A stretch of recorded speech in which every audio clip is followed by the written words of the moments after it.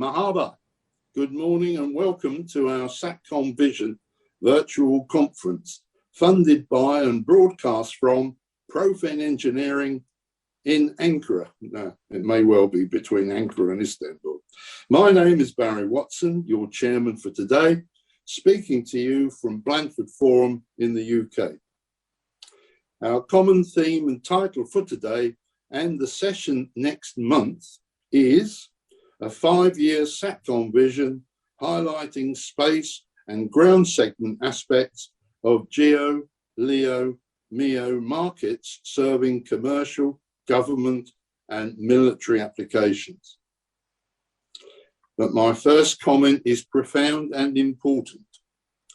Our future is not cancelled. I repeat, our future is not cancelled, even though there are serious challenges like COVID and global climate change considerations. So before introducing our Satcom element, one could comment the following. 2020, what a year. This unwanted COVID is the biggest world-changing event in the short term. 2020 started well, with great optimism for the new decade, with real growth potential in telecoms and allied satellite businesses. But within 1 month, the whole world, all of us, were affected by this nasty virus and with serious lockdown of personal movement. Now, 2021 began indifferently, with a second strong wave of COVID-19, including mutations, creating a very poor and disappointing start. Short-term and long-term prospects are unclear.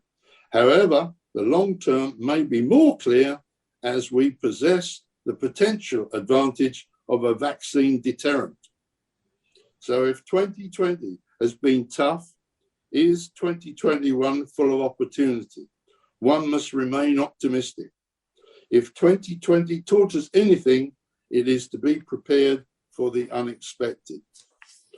For Satcom, our business will be affected within certain business verticals.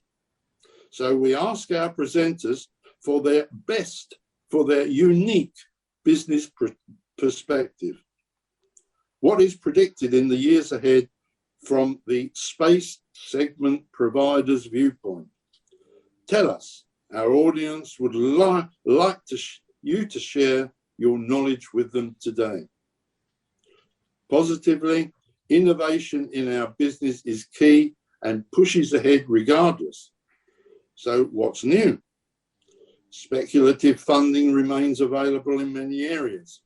There is a lot of interest in component, subsystem and network cost-effective comprehensive developments throughout GEO, LEO and MEO disciplines that our audience would like to know about, especially when future prospects for Satcom telecommunication market applications encompassed in the next 5-year roadmap are considered. Time constraints made us create 2 separate sessions. Session 1, and that's today, a 5-year vision highlighting GeoSat applications. Session 1B, and that's on Thursday, the 18th of March, is to highlight exciting new aspects of LEO, MEO satellite constellations. Both sessions are arranged with a moderated set of at least 5 expert panelists representing individual global networks. So let's introduce our agenda.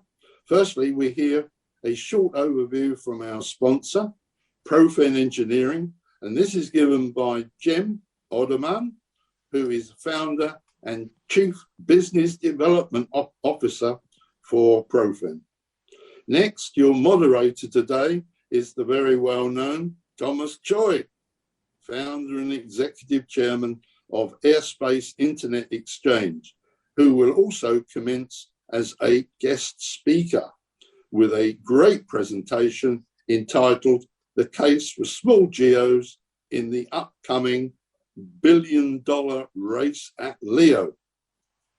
Next, our panel presentations, which are the meat and potatoes for today, with our well-known panel of presenters, will be introduced shortly by Thomas. Each panelist will speak for a maximum of 10 minutes each, with an additional time of 5 minutes for individual questions from the moderator and/or our audience. And finally, our format allows for questions to all presenters on the panel for discussion and interaction. To maintain event momentum, any questions from Jim's or Tom's presentation will be shoehorned into our panel discussions toward the end of the show.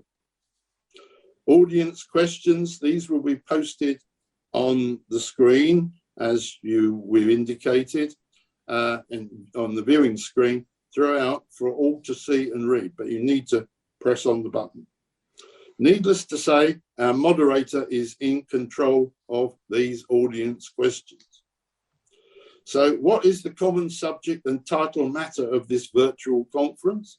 It is an epoch, very strong word, an epoch, and now a post-COVID Satcom review with a 5-year reach roadmap vision on market applications, technology trends to support a welcomed, optimistic downstream Satcom renaissance, another strong word, renaissance success. Essentially, we enter fully the age of widespread digitization and connectivity. 5G really comes in focus. Presentation guidance.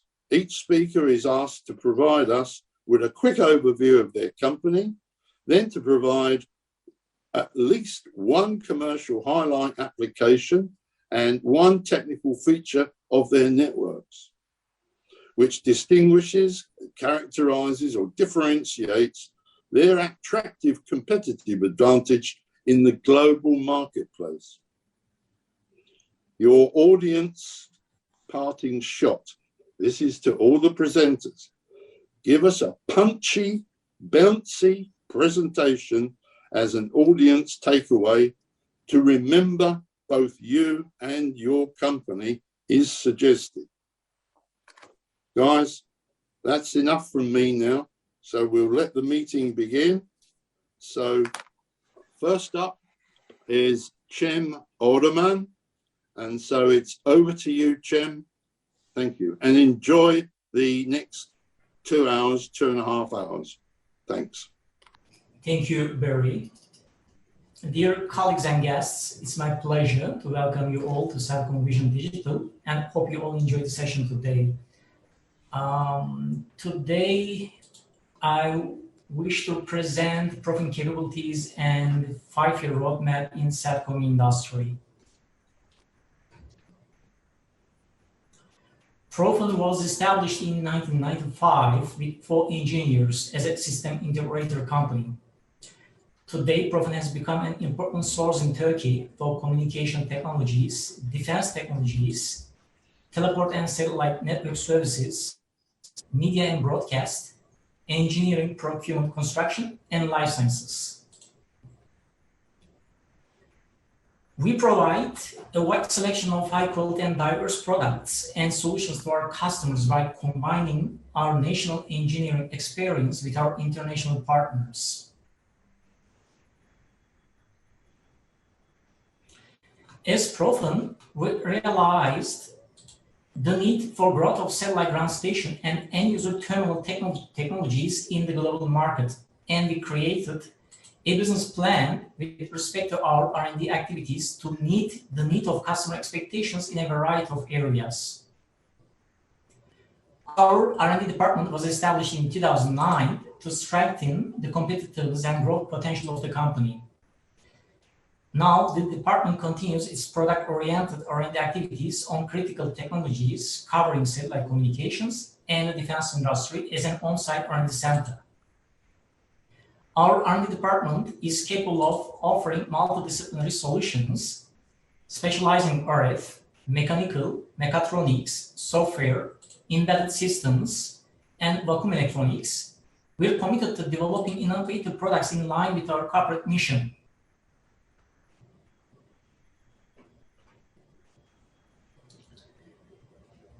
With respect to Profen's activities in telecommunications, Profen has played a significant role as Turkey's funded K-band teleport operator. We constructed the teleport in Konya in 2016 after comprehensive study from site selection and design to geotechnical and arc surveys. Today, our teleport comprises different sizes of satellite earth stations, ranging from 1.8 meter up to 11 meter, with different frequency bands, C, Ku, and Ka. We provide secure, high-quality data connectivity to government, enterprise, and retail customers in Turkey and surrounding region. In 2019, we signed an agreement with Turkish Airlines to provide internet connectivity for over 100 narrow-body aircrafts, and we deployed an 11-meter Ku-band earth station to land the traffic into our gateway. In partnership with Global Eagle, an important player in in-flight entertainment and connectivity market, we completed the first airborne antenna installation in January this year. Thus, Profen became the first local company to ensure onboard connectivity for airline passengers.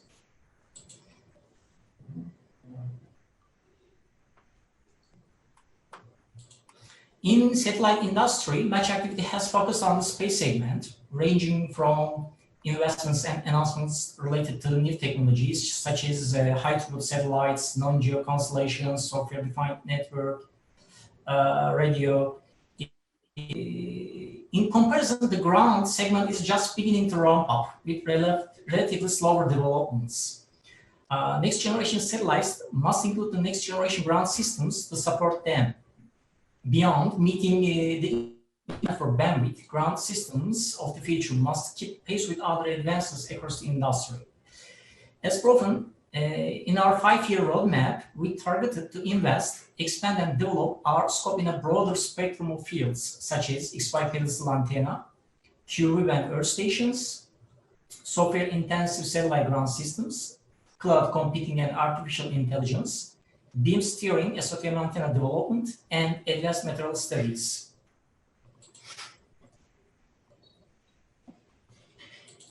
In terms of Profen's important R&D projects, I'd like to mention our 7.3-meter antenna system that we developed within the scope of National Ground Station Development Project funded by the government.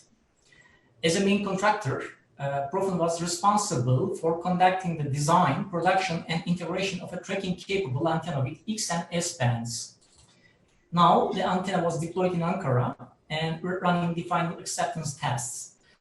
With this project, we have come a long way in the development of carbon fiber reflector antennas with a movement system for 2-axis. So it will be an opportunity for us to manufacture X-band pedestal antennas for LEO and MEO constellations in the future. We have implemented another R&D project for satellite earth stations, and we started the design studies of the antenna system that can provide communication in QV band with a diameter of 10 meters. Our motivation to start this project was a result of shifts in the industry towards new bands from C to KU and from KU to KA. So it's expected that QV band will enhance the performance of the next generation of high-throughput satellite programs. It will enable the offload of satellite links between a satellite and its hubs from KA to KU. Because of that, it's expected to make more bandwidth available for users in KA band. Our aim is to have the prototype at the end of 2022 or early beginning of 2023. As a last important R&D project, I should talk about airborne SOTM antenna. We plan to develop a platform-agnostic panel type Azel antenna system that can both transmit and receive in Ka band. We started our conceptual design studies, And in the middle of 2023, we aim to create a prototype product that can meet the technology readiness level 7.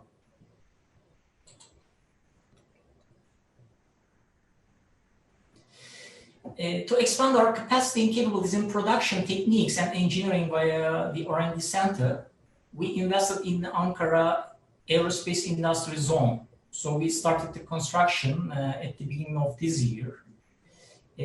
So we will have a production facility and R&D center in Ankara almost until end of the year. So that's our plan.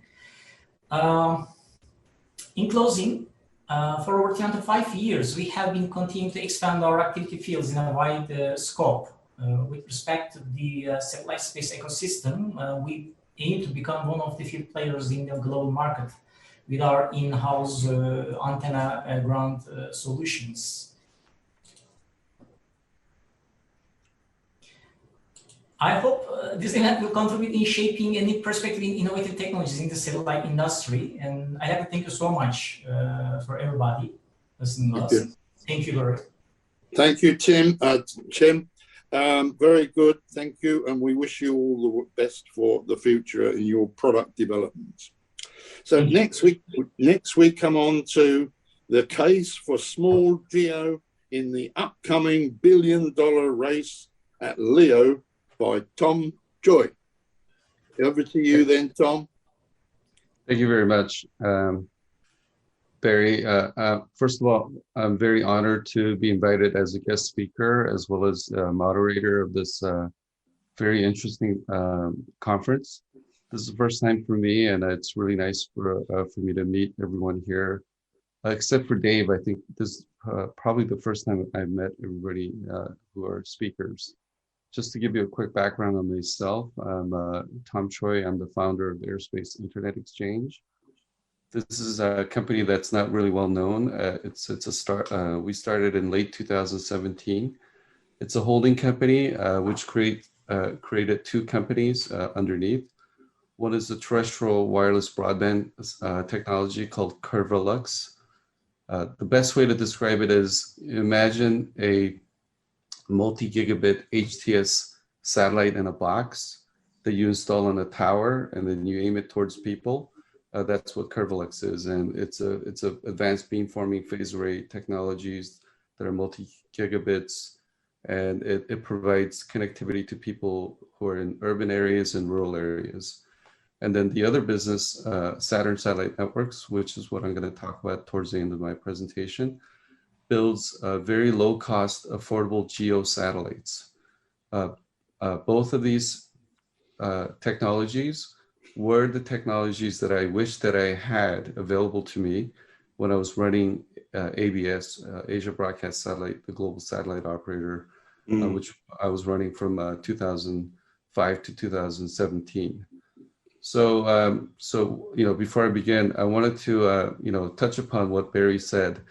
2020 and 21, we're afflicted with COVID, but that's not the only affliction that the GEO industry, FSS, and the satellite industry is facing.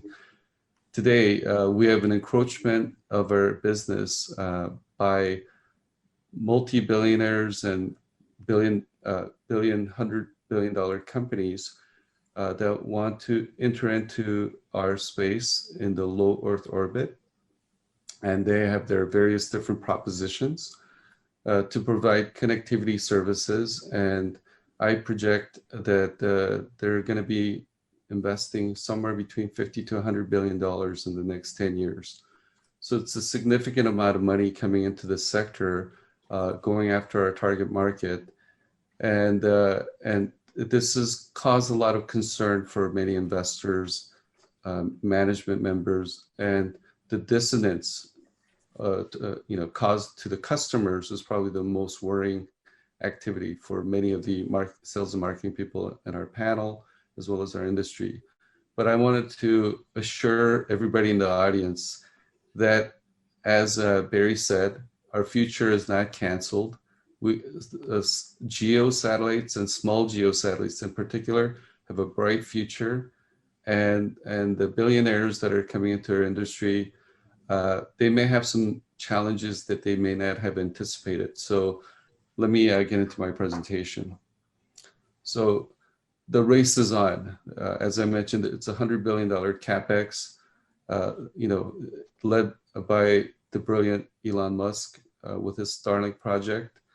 OneWeb has just come out of bankruptcy. They've completed their financing to complete their constellation. Dan Goldberg, another great CEO of Telesat, has launched the Telesat LEO constellation. He's also announced a bunch of investors and backers, and the dark overhanging cloud over these LEO systems is Amazon's Project Kuiper. You could argue that they're probably the most well-financed organization in the world. That's not going to stop, until they dominate an industry they enter into. And then even lower, deeper under the radar are projects from Apple, Facebook, and even Alphabet, maybe working on their own LEO systems. So there's a lot of activity and interest in this area, and it's something that we should be, we should examine what are the potential upsides as well as the downsides and the risks that they are facing. And if I've been a very big vocal opponent against LEO broadband for many years. I think many people have read my articles and heard my presentations. But one of the biggest challenges of LEO systems is that the population density of the Earth works against LEO broadband. 95% of the Earth's surface is uninhabited. 70% is covered by water. Another 15% is covered by the Arctic circles. And most of the people in the world live within 50 kilometers of the coast. So all the central lying areas away from the oceans are very sparsely inhabited. That means the density of the people who are going to be potential users of the broadband on LEO will be just taking the bandwidth that's, I would say, no more than 10% of the capacity on LEO satellites. So 90 to 95% of the capacity will be wasted. So in any metric that you compare, LEO broadband will be more expensive than GEO broadband. So they will have to compete in this space where their pricing has to be higher than what already exists and what's actually heading and getting more competitive. Secondly, there's a big problem with regulatory compliance. Local licenses have to be obtained by low Earth orbit constellations because most countries do not have LEO regulatory licensing schemes or policies. So you need to get a license, you need to get the ability to use a spectrum, and you need to get landing rights in every country. It doesn't matter if OneWeb had ITU priority, they don't have priority on terrestrial. And I've spoken with many different regulators over the past few years. They find it very difficult to give a blanket frequency license to a LEO constellation because if they give, for example, 2 gigahertz or 3 gigahertz in KU or KA all across the sky, that means they're denying their own terrestrial towers from using that spectrum because the satellites are not at one location like GEOs, they're constantly moving. So if they license spectrum to a LEO system, they're denying their own terrestrial use to that frequency. So many countries may not agree to do that. And the third is the complexity of the constellations. LEO satellites move across the sky at various different angles at different times of the day. They move very quickly, 10 to 20 minutes, depending on the orbit. At any time there's an obstacle standing in the way between the satellite and the user, which is what I call earth fade. This could be random buildings, trees, mountains. They'll get in the way and they'll affect the service level quality delivered to the user. And most of the time, the LEO operator will not know why a user terminal lost connectivity, why it had to be restarted, because they saw the territory, but they don't know what conditions are locally around that antenna. So unless the antenna is at the very top of the tallest building or the tallest tower in a city, you're not going to get 100% availability. So this doesn't matter if you're trying to connect to an airplane that's flying above the mountains or boats in the middle of the ocean, but it will affect where people live. So all of these challenges are not challenges faced by GEO operators, and some of these may be untenable for many customers. So why are they making this investment? Well, let's look at, everybody knows this data. There's 3 billion people without internet access. So that means the other 4.5 billion people who do have internet and telecoms, the global telecom market is $1.7 trillion. So if you scale that up to the 3 billion people who don't have connectivity, then the market opportunity could be 1 trillion, half a trillion, it could be a lot. So it does make sense to go after the market that's not connected, but is LEO the right way to do it? And let's examine one of the reasons why people who are living in these areas are not connected. Approximately 2 billion people do not have, either have no electricity access or very, let's say, spotty, low availability of electricity, subject to lots of downtime, brownouts, blackouts, or these emerging markets where there is electricity, they're at the highest rates in the world. Some African countries, the price per kilowatt hour electric tariff is 20 times that what you would find in the UK. So electricity is either unavailable or very expensive. And because of that, mobile phone companies can't install cell towers in these rural areas because the cost to operate those towers are quite cost prohibitive. So if you're going to go into those areas, you have to have a solution that does not rely on commercial power. And that's something that we need to examine. So how well are the LEO programs that we know about, how well are they doing in terms of addressing this 3 billion population market? Let's look at this, the Dishi antenna created by Starlink. It's a technical marvel. I saw a YouTube video where a gentleman did a teardown. It's an incredible piece of engineering. I guarantee you that antenna production cost is it's thousands of dollars, probably $1,500 to $2,000.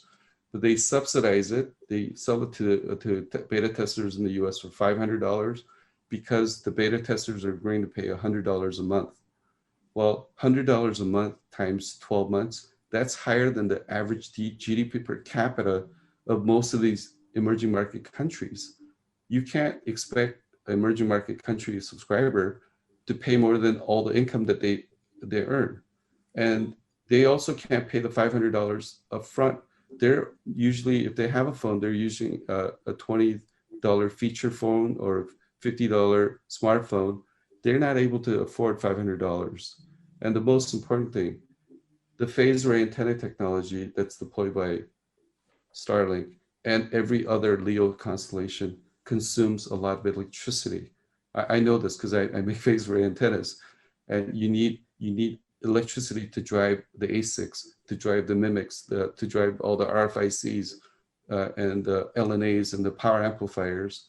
So the Dishi antenna consumes close to 100 watts of power. Well, as I said, power doesn't exist in these areas.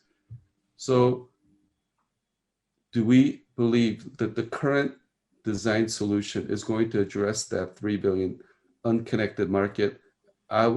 You could answer the question, but I would answer that today's technology that they're deploying is not going to address that market.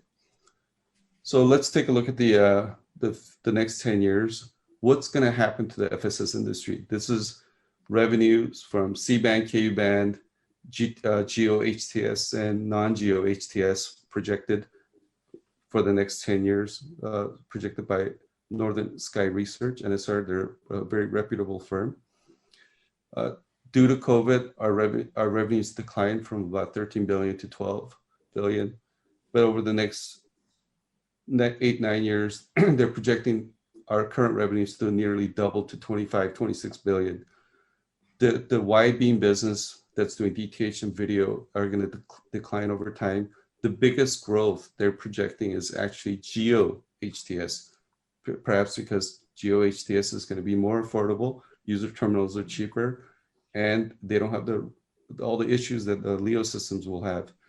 And the credit that they're giving to these $100 billion CapEx projects is only $5 billion a year in 10 years from now. Well, if you're spending $10 billion a year in CapEx and you're only generating it revenue, $5 billion, you're not going to have enough revenue to support all these projects. So what happens to a machine if you can't feed the machine will break down. And I look at these LEO systems as very expensive projects. If they don't find some other source of income, some other killer app, then they're going to die of, they're going to have a dark winter. They're like giant dinosaurs with big mouths to feed, and there's not enough food. So let's compare the LEO systems with GEO and small GEO. I would say a LEO constellation, most of them that have been announced and funded are roughly 5 billion and above. They're multi-terabits of capacity. You get global coverage, but the CPEs are expensive. That means you have to charge a lot of money for per user, and your power consumption is going to be very high. A GEO satellite, roughly 250 million, can get you somewhere between 100 to 200 gigabits. It'll cover about 1/3 of the visible Earth. CPE costs, fortunately, are because so many millions have been built, they're around $300 now. And you can actually make money at $20 a month with a GEO HTS satellite. And the power consumption is going to be 1/10 that of LEO. A small GEO is just takes the benefit of the bigger GEO, but the investment is approximately 1/3. You can have as much capacity, slightly less than 100 gigabits, but you only need to cover 1 or 2 countries. You don't need to put the beams everywhere on the Earth. The problem, if you look at the fill rates of HTS satellites that are regional, that have beams everywhere, they're having very little fill rates because they're having only commercial success in a handful of countries where the other countries, they don't have market access or they don't have the right partnerships to get to the end users. So having a small GEO is more beneficial because it's a smaller investment. If the whole project's 100 million, you only need 20 to 30 million of equity. The rest could be given to you as debt from ECA financing organizations such as Exim Bank or COFAS or BPI in France. And that means you can incrementally grow your business and get a higher rate of return. So what we're doing at Saturn is we have developed and we've signed commitments from financing partners to develop a constellation of GEO satellites, so small GEO satellites that will be injected directly into orbit, 8 satellites at a time. We call these satellites intelligent space nodes with a dynamic beamforming system, very similar to the ones that were announced by Boeing as well as Airbus and Thales. You can lay down the beams digitally anywhere on the surface of the Earth. You could vary the size of the beams. You could channelize the beams in any bandwidth. And it's all digital, meaning it's a fungible asset. You don't need to take risk in any one given coverage or location. So we've actually partnered up with a financial firm where we're going to structure these satellites as a lease to satellite operators. So very similar to the airline industry, where airlines are not buying satellites, they're leasing them, and they're selling the seats to the consumers. So we're going to be replicating that model. We'll build these highly flexible satellites very cost effectively. And the best thing is the satellite operators in these tough times, they don't have to allocate their CapEx to buy these satellites. They'll be just made available on a lease basis. So I think given all the problems with LEO and all the challenges that they have, a small GEO could be, especially a small GEO that you can lease, could be a very attractive alternative for this for the current FSS industry. So thank you. Thank you, Tom. Excellent, good overview, and I'm sure that's going to stimulate a lot of great questions.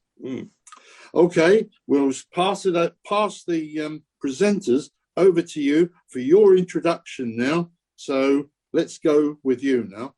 Thank you. Great. Thank you, Barry. So today we have 5 very excellent speakers from global satellite operators and global service companies. We're going to start off with Svante Sternborn from Intelsat. Would you like to begin? Yes, thank you. Good afternoon, everyone. And thank you, Profen'in, for inviting me to the webinar. I'll talk about how satellite can help people and families connect to each other, which has become even more important during COVID. So it might be a bit more oriented towards now and over the next couple of years compared to Tom's presentation, but there's certainly some similarities here. Connectivity is not just a nice to have anymore. It is really essential. And 3G and 4G networks are playing a much bigger role for everyone's connectivity. And what we learned through the COVID-19 crisis is that millions of people in Europe are working from home. I think we all, have this experience. We're actually not in Istanbul today, so we're all sitting at home and doing this, and we all need bandwidth to do it. And a lot of people, 40% of those people working from home, were not doing that before the pandemic came. It's a big change, and 3G and 4G networks could really complement and support this requirement that is coming up of bandwidth that sometimes the terrestrial broadband can't supply. Also, students in Europe staying at home, universities shut down and they're studying from home. And actually that means that millions of students don't even have access to the education for months. And this is, first graders throughout university. And for these people also, they also going home and doing it, they also need sometimes complementing the access to internet to manage their studies. And again, 3G, 4G are then complementing the terrestrial networks that people are used to using, and they get a bit stretched when all these new people are coming on board. Also, new health centers and hospitals are coming up, and everything from vaccine centers or test centers, they also need to be connected. Everything needs to be measured, need to be controlled, need to be communicated. And also here, 3G or 4G networks have been used to connect these new sites, and they play a really important role. Now, so many needs more coverage and bandwidth, but really one question is, what is driving this coverage from the MNO side? There's actually a few drivers that is important to understand what creates that coverage. So I think that one of the main drivers from the MNOs or for the MNOs is actually the regulatory requirements. And we see stronger in some countries and less so in some other, but if I use the examples of Europe, in some of these European countries, you have a very strong regulator who is regulating the MNOs licenses, and they are forcing the MNOs to increase the coverage, the broadband connectivity for the MNOs. And in particular in UK, you have shared rural network as an example, you might have read about in the papers. France will have the New Deal, and Germany, they got coverage obligations. And this means that if you don't live up to the obligations of the regulatory parties telling you to do, you will either lose your license or you will be having a fine, which normally means an increased license fee. And that is really something that speaks to the MNOs directly. If you don't do it, it will really hurt them. Also, it's consumers. Obviously, everyone wants to have the connectivity where they live, work, and play. And so the consumers are dictating a bit, of course, where that coverage needs to be by telling the operators where they need to be. And the competition is obviously one of the drivers as well. People will pick, they will vote with their feet and with the SIM cards. And if an operator, if another one has a better coverage, people switch. Transportability of the SIM cards goes very quickly. And if you look at the current situation, there are lots of people living and working from home in these rural areas. And Tom, you were showing that lots of people, you know, obviously lots of the earth is not populated, but if you just look at the basics that we think that, you know, we're all where we are, you know, it's still a large share is, you know, in rural areas. And even though we talk about 5G and those things, let's not forget that there's lots of people that doesn't have proper 4G or 3G access. And even if they sometimes have what's called 3G and 4G access, it's not good. And it's certainly not good nowadays when suddenly the whole family, mum and dad, children, everyone's working from home, and they have complete different requirements than they had just a couple of months ago. So the situation is changing slightly, but also remember that there's lots of remote areas that is not connected that we think are connected. And today, as I'm sure you're aware, that you got three primary means of providing backhaul to cells for mobile coverage. So you got fiber, you know, really good for urban, suburban areas. And you got microwave, and then you also have the satellite. However, there's a few challenges involved here. So running fiber and microwave over long distances is expensive, and it's quite costly to install when you try to reach multiple sites, and depending on, you know, if it's rocky terrain or whatever, that also increases the cost. Same thing with microwave.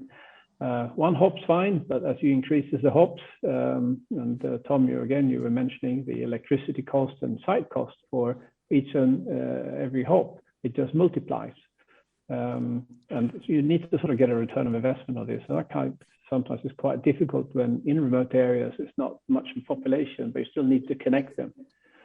And also, finally, it's a time issue. The whole part about coverage is evolving the whole time.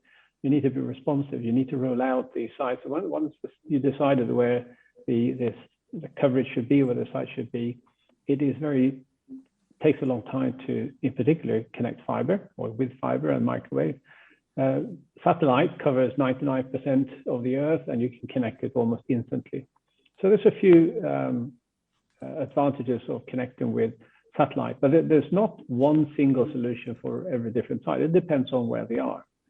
And then let's have a look at why today's satellite backhaul is sometimes the ideal solution for, in particular, rural coverage, and also providing some backup. So something that is more now than maybe in the past, satellite is more cost efficient. So with new technologies, you have what we call dynamically distributed bandwidth.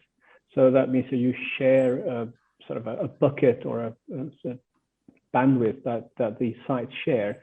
And by sharing it, it's much more efficient. And if it's more efficient, you reduce the cost rather than having a point-to-point type of connection where the capacity is sometimes completely empty and sometimes it's being busy then.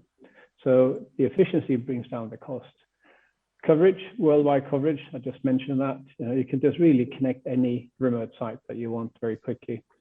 And the continuity, everyone wants to have a reliable network. So I think we see more and more that even if you connect a site with fiber or microwave, the redundancy isn't there. So you can always back up for the case of something breaks down, and you use the redundancy via satellite.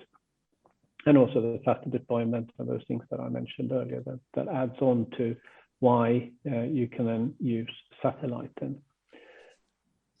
Also, it was mentioned about high throughput satellites, and to create the right coverage and also the right bandwidth, we're using from Intelsat, and we got what we call EPIC high throughput satellites. And so these provide beams that are much more focused, and by using much more focused and smaller beams, we call them the spot beams, you can then allow a higher power to the antennas and to the sites. And when you have higher power, that simply equals higher data rates. So the new technology is then spot beams with KU.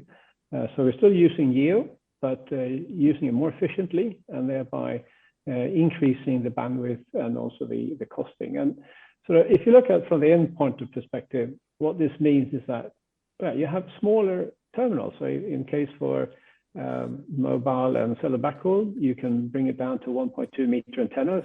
That's really easy to deploy, put in anywhere. And that 1.2 meter antenna with spot beams can create, or you're allowed to run much faster speeds through those. And that means that that enables applications like 4G. So through the new way of using satellite technology and also high throughput satellite is much more targeted towards supporting 4G applications.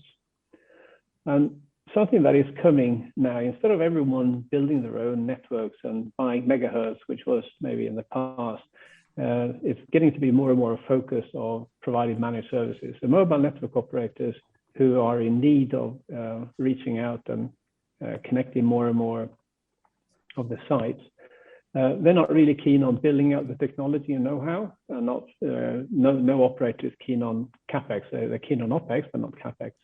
So that's why we're building up a fully managed service to enable operators to quickly bring something up in a more cost-efficient way. You can cover more land area by very quickly connecting them. You address these issues that I just mentioned, the regulatory pressures to follow what they say, that where you need to cover the white spots, as they're called. You can also replace old bandwidth legacy like copper, because that's not always very efficient and it's still used in very remote areas.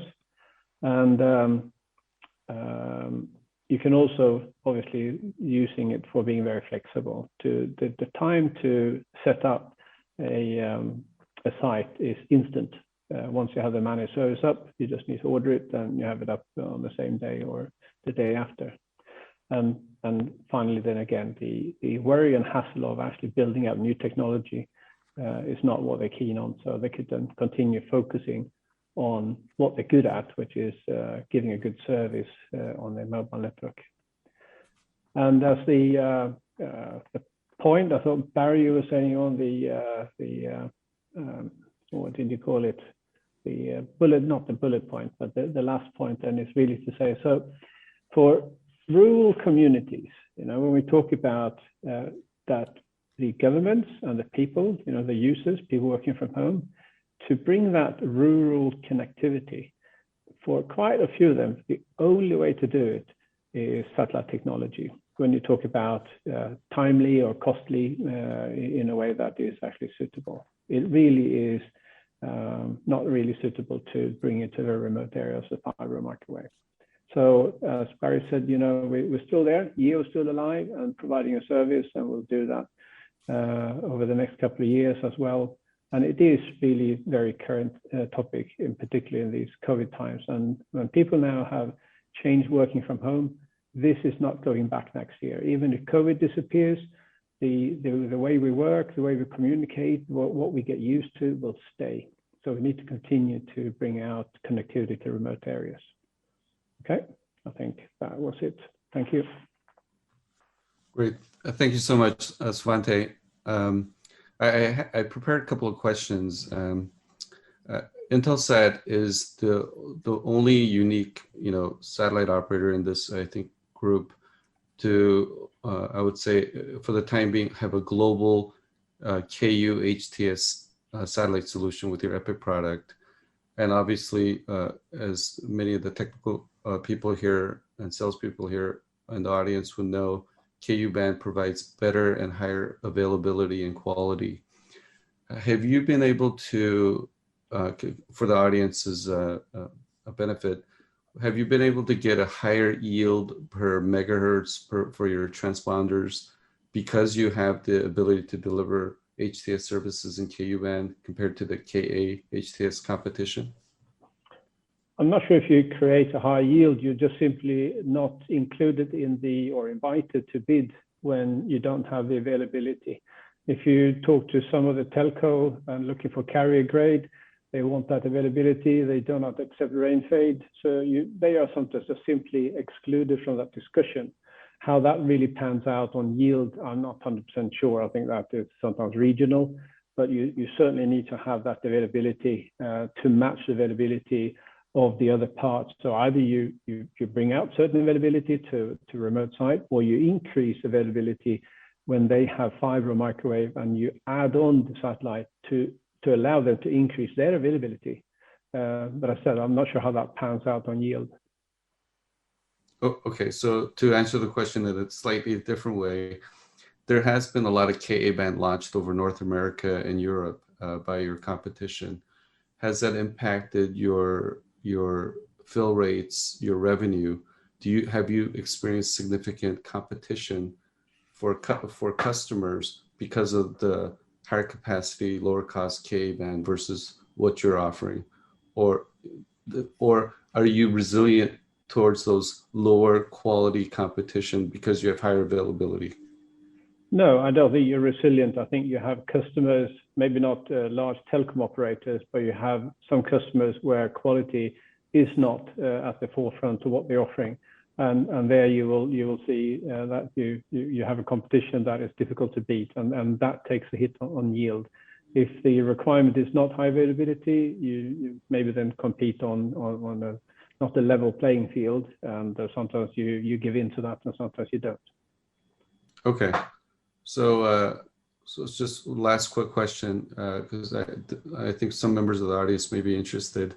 Intelsat will soon come out of bankruptcy with a much lower level of debt, we assume. What kind of Intelsat do you think the customers should be expecting, and what the competitors should be worried about?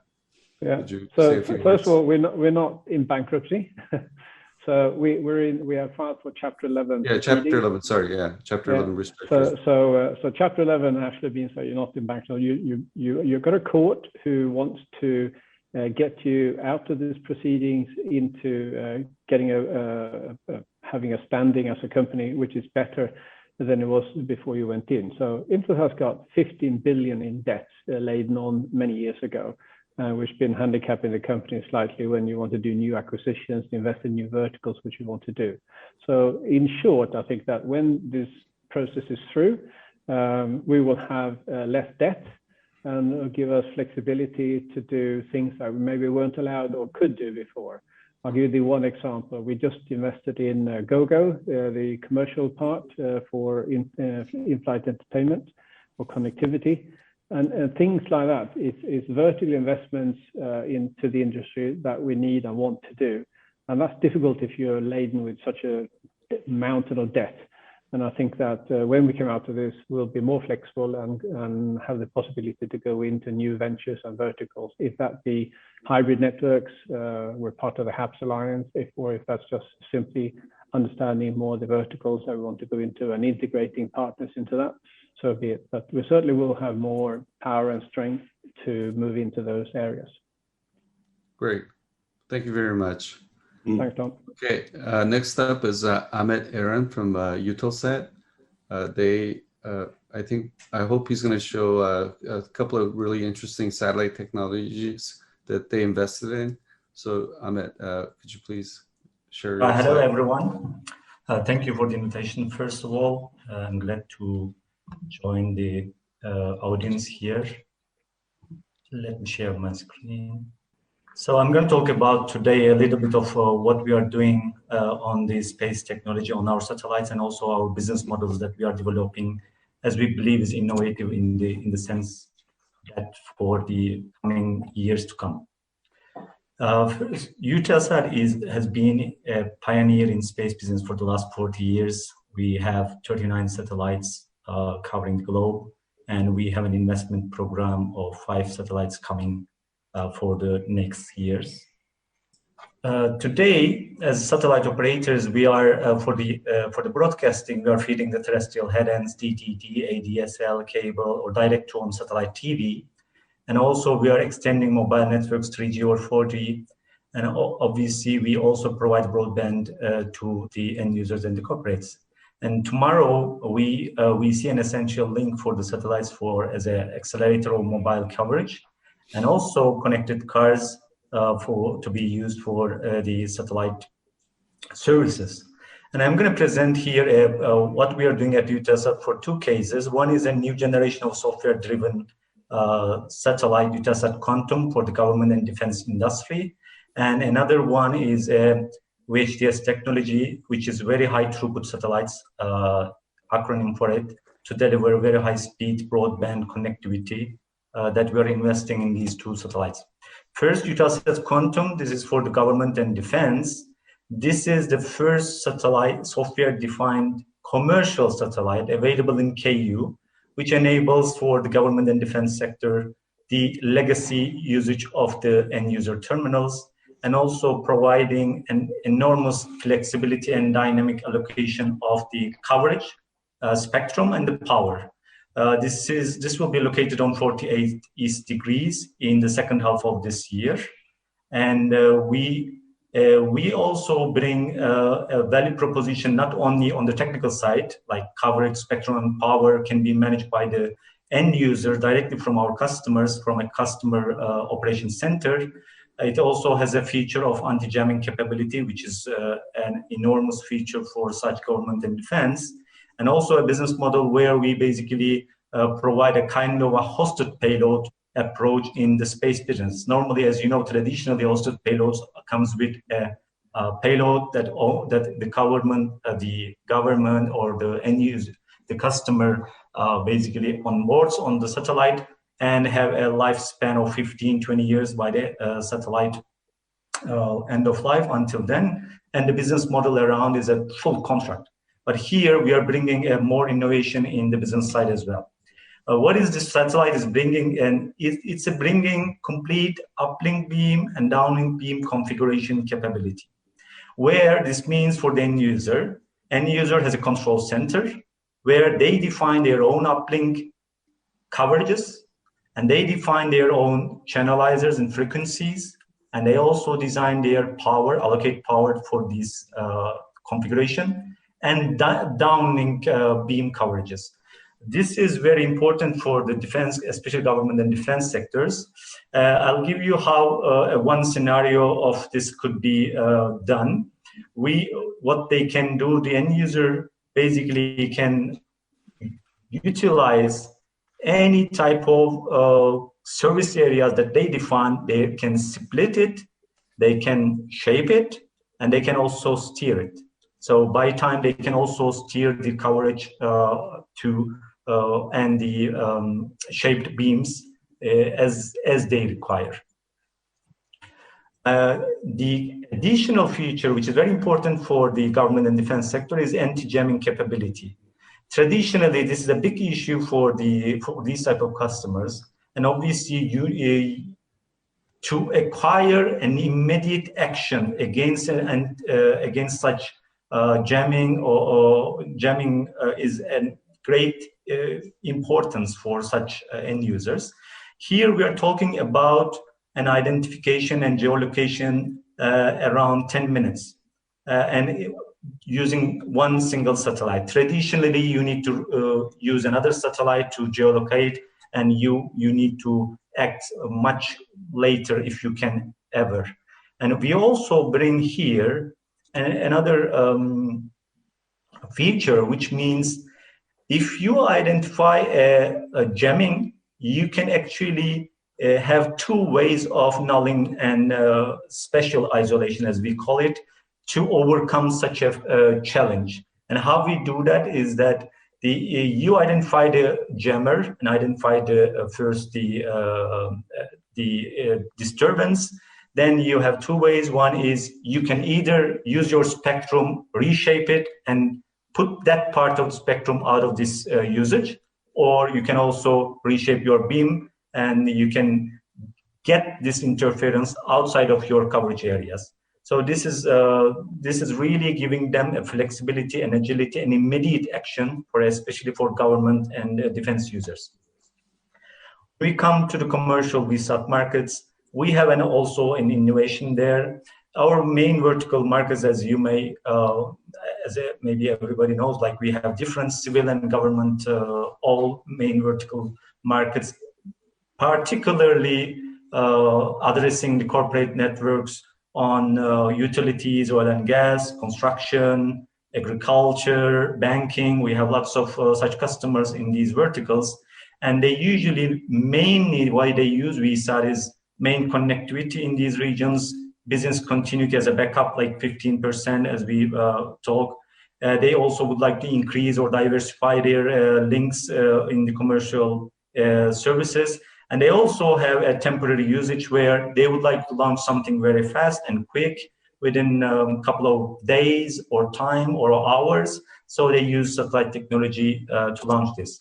As Eutelsat, we are serving to all of them of these corporates, from international large corporations where in a location they might have more than 100 people and they need internet surfing, quality of service, VPN traffic, FTP transfers, down to consumers where 5-10 people in one house, or a small office, small home where 5 to 10 people living in a small SME with 25 people.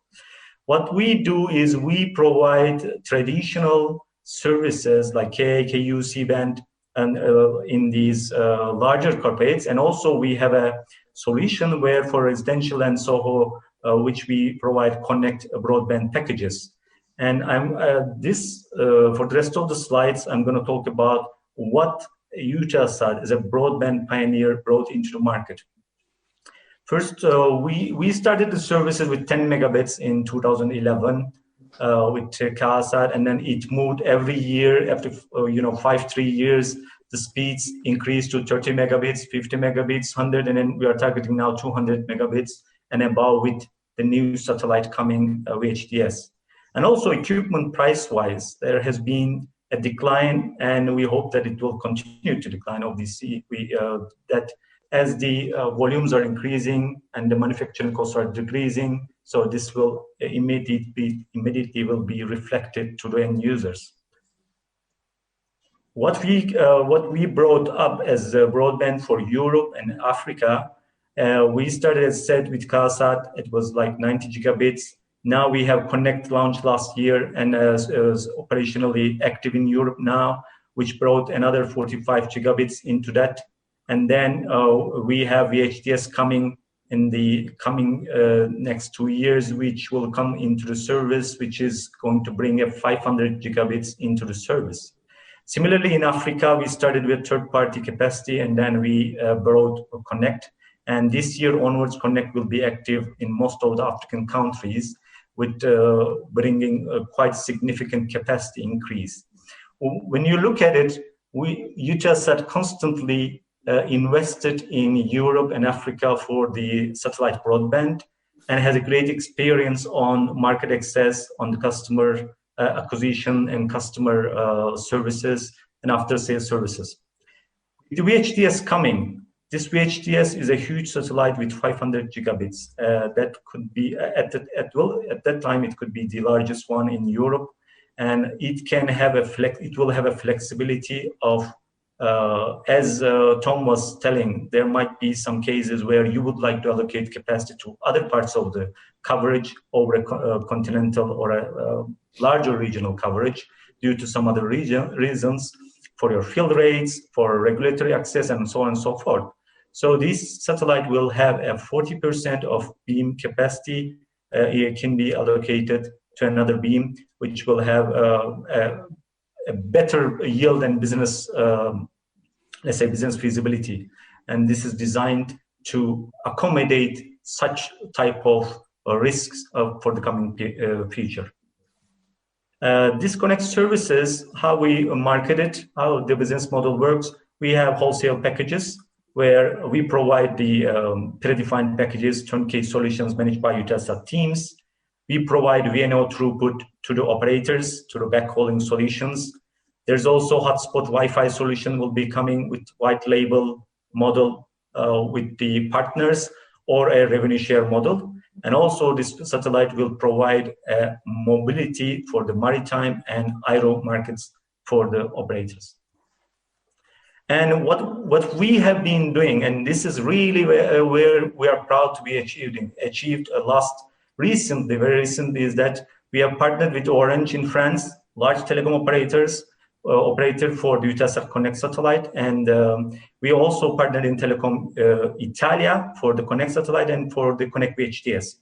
So this type of partnerships actually shows that when we brought right product with the right partners, we believe satellite connectivity and satellite market in particular will grow.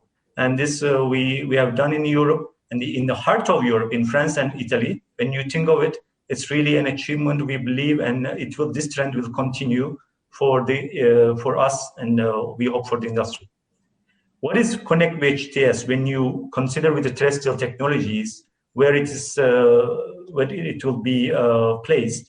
We see it as between ADSL, VDSL to 4G, where you can have download speeds of up to 200 megabits, average monthly price around 30-35 euros in Europe, entry ticket around 50 euros, and equipment rental or subsidy as could be provided. So when you look at it, this is really bringing something innovative on the satellite technology side, on the business side, and we are really proud of what we are bringing into the market.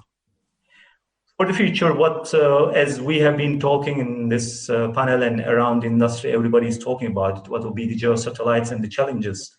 Yes, there will be challenges, but we strongly believe GEO satellites will continue to be major players in all markets. We will provide cost-effective and innovative technologies to the markets, be it government, be it commercial.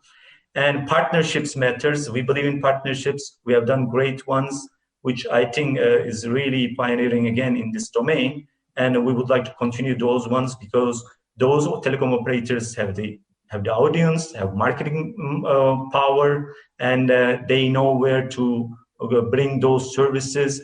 And as we say, we are not really competing with them. We are partnering with them to extend their coverage to the rural, and we are helping them out. If they understand it, they really commit. They really commit, and we have seen this in our cases. And as I said, we are not only on the technology side, on the business side, business model side, we are also changing. We are changing with government defense on a hosted payload approach where we invest and we give the customers more flexibility, agility, and maybe less time, less commitment. So this type of new type of business models we are developing with the customers. And maybe I can comment on the last is for the future. Yes, there will be new frequencies, there will be new orbits, and all have a place for the industry. And there's more market than we think across the globe. And we really believe that for the industry, it will grow. So we think new frequencies, new orbits, everyone has a place. So this is actually my conclusion of the presentation. It was a fast one. I'd like to I took it very fast, but I would like to cover all the things in one and a single and a fast session. Yeah. Thank you very much on that. I think that was a very great job you did.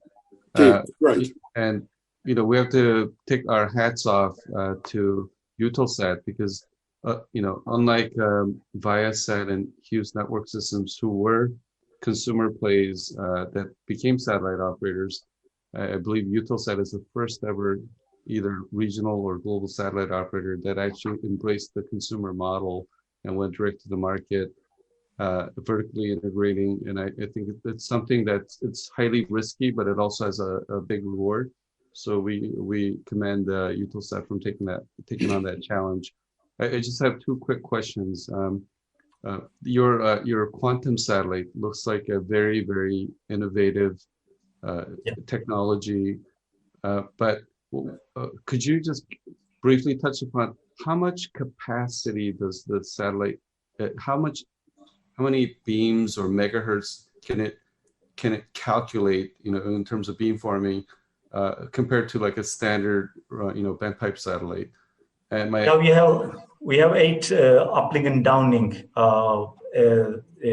beams, and we have 12 channelizers, and it's corresponding for like 1,000 megahertz per polarization, 2,000 megahertz in total, and the customers will have an access exclusively based on the beam coverage or the frequencies that they would like to. This frequency range starts from 13 gigahertz up to 14.5, which is, as you know, like Appendix 30B, extended, and standard KU, all will have all access.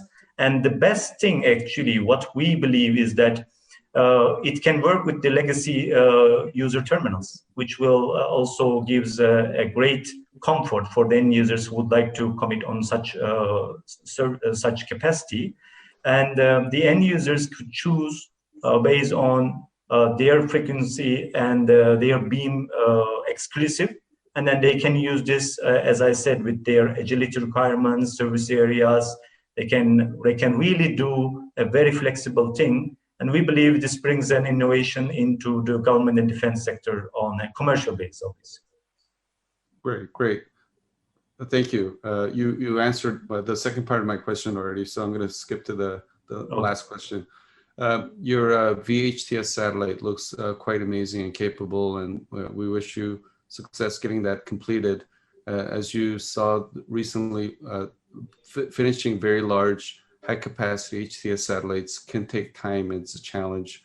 I think Viasat-3 is delayed. HNS just announced that their Jupiter satellite's delayed as well. But we hope that you can finish your satellite on time. But can I ask, using your chart, Europe has a much smaller population than Africa, but the amount of capacity that you're putting over Europe is about 8 times more than Africa, where Africa is actually a strong market for Eutelsat. Is there some reason why Eutelsat decided to more focus its energy and capex over Europe versus a landmass that's, I think seemingly much more needing the bandwidth? No, actually, when we look at it today, we are providing Europe with connect 45 gigabits, and then for Africa, it's 30 gigabits. So the difference is not that much, but we need to also think of the deals that we have done with Telecom Italia and Orange, and then the VHTS coming, which is giving a ramp up for the European coverage. That is basically the main reason why. Actually, we have deals, large telco deals, and of course, we have committed a VHTS on 500 gigabit capacity. But today, the capacity between Europe and Africa is not that much of a scale. But obviously, initially, we have to also consider that initially, the first Eutelsat KA story started in Europe, so it has a basis and it has a history around it.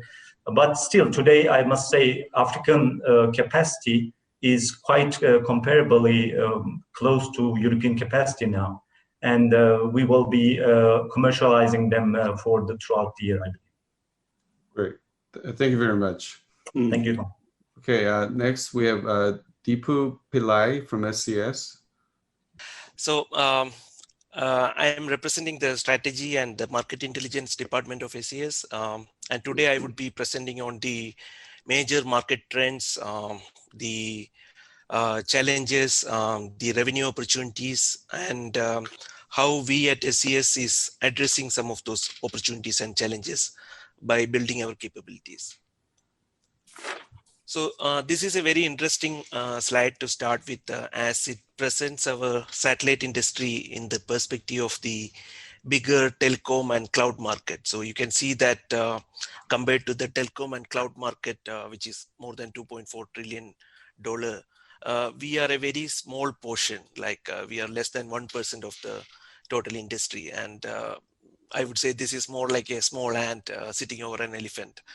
But you can, being small is not that bad, because you can see that the telecom and cloud market is expected to grow to close to $6 trillion in the next 4 or 5 years.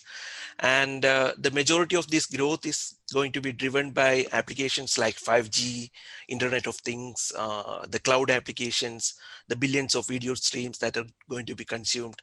So as an industry, we stand a bigger chance in terms of billions of dollars of new revenue opportunities if we can penetrate successfully into these markets. Even if we increase our share by say 1% in this big market, it represents a huge proportion.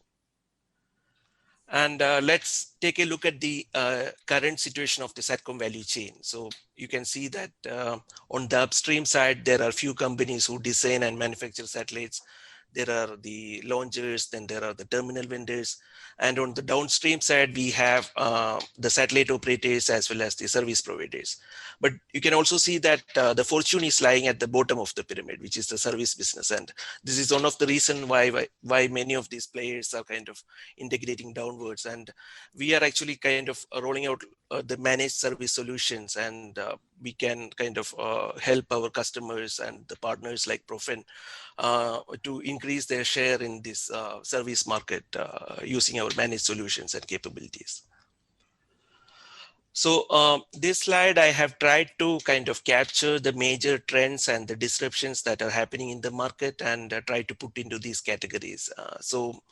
Obviously, everyone knows, like, we have the new non-geo constellations and the very high throughput constellations that is coming.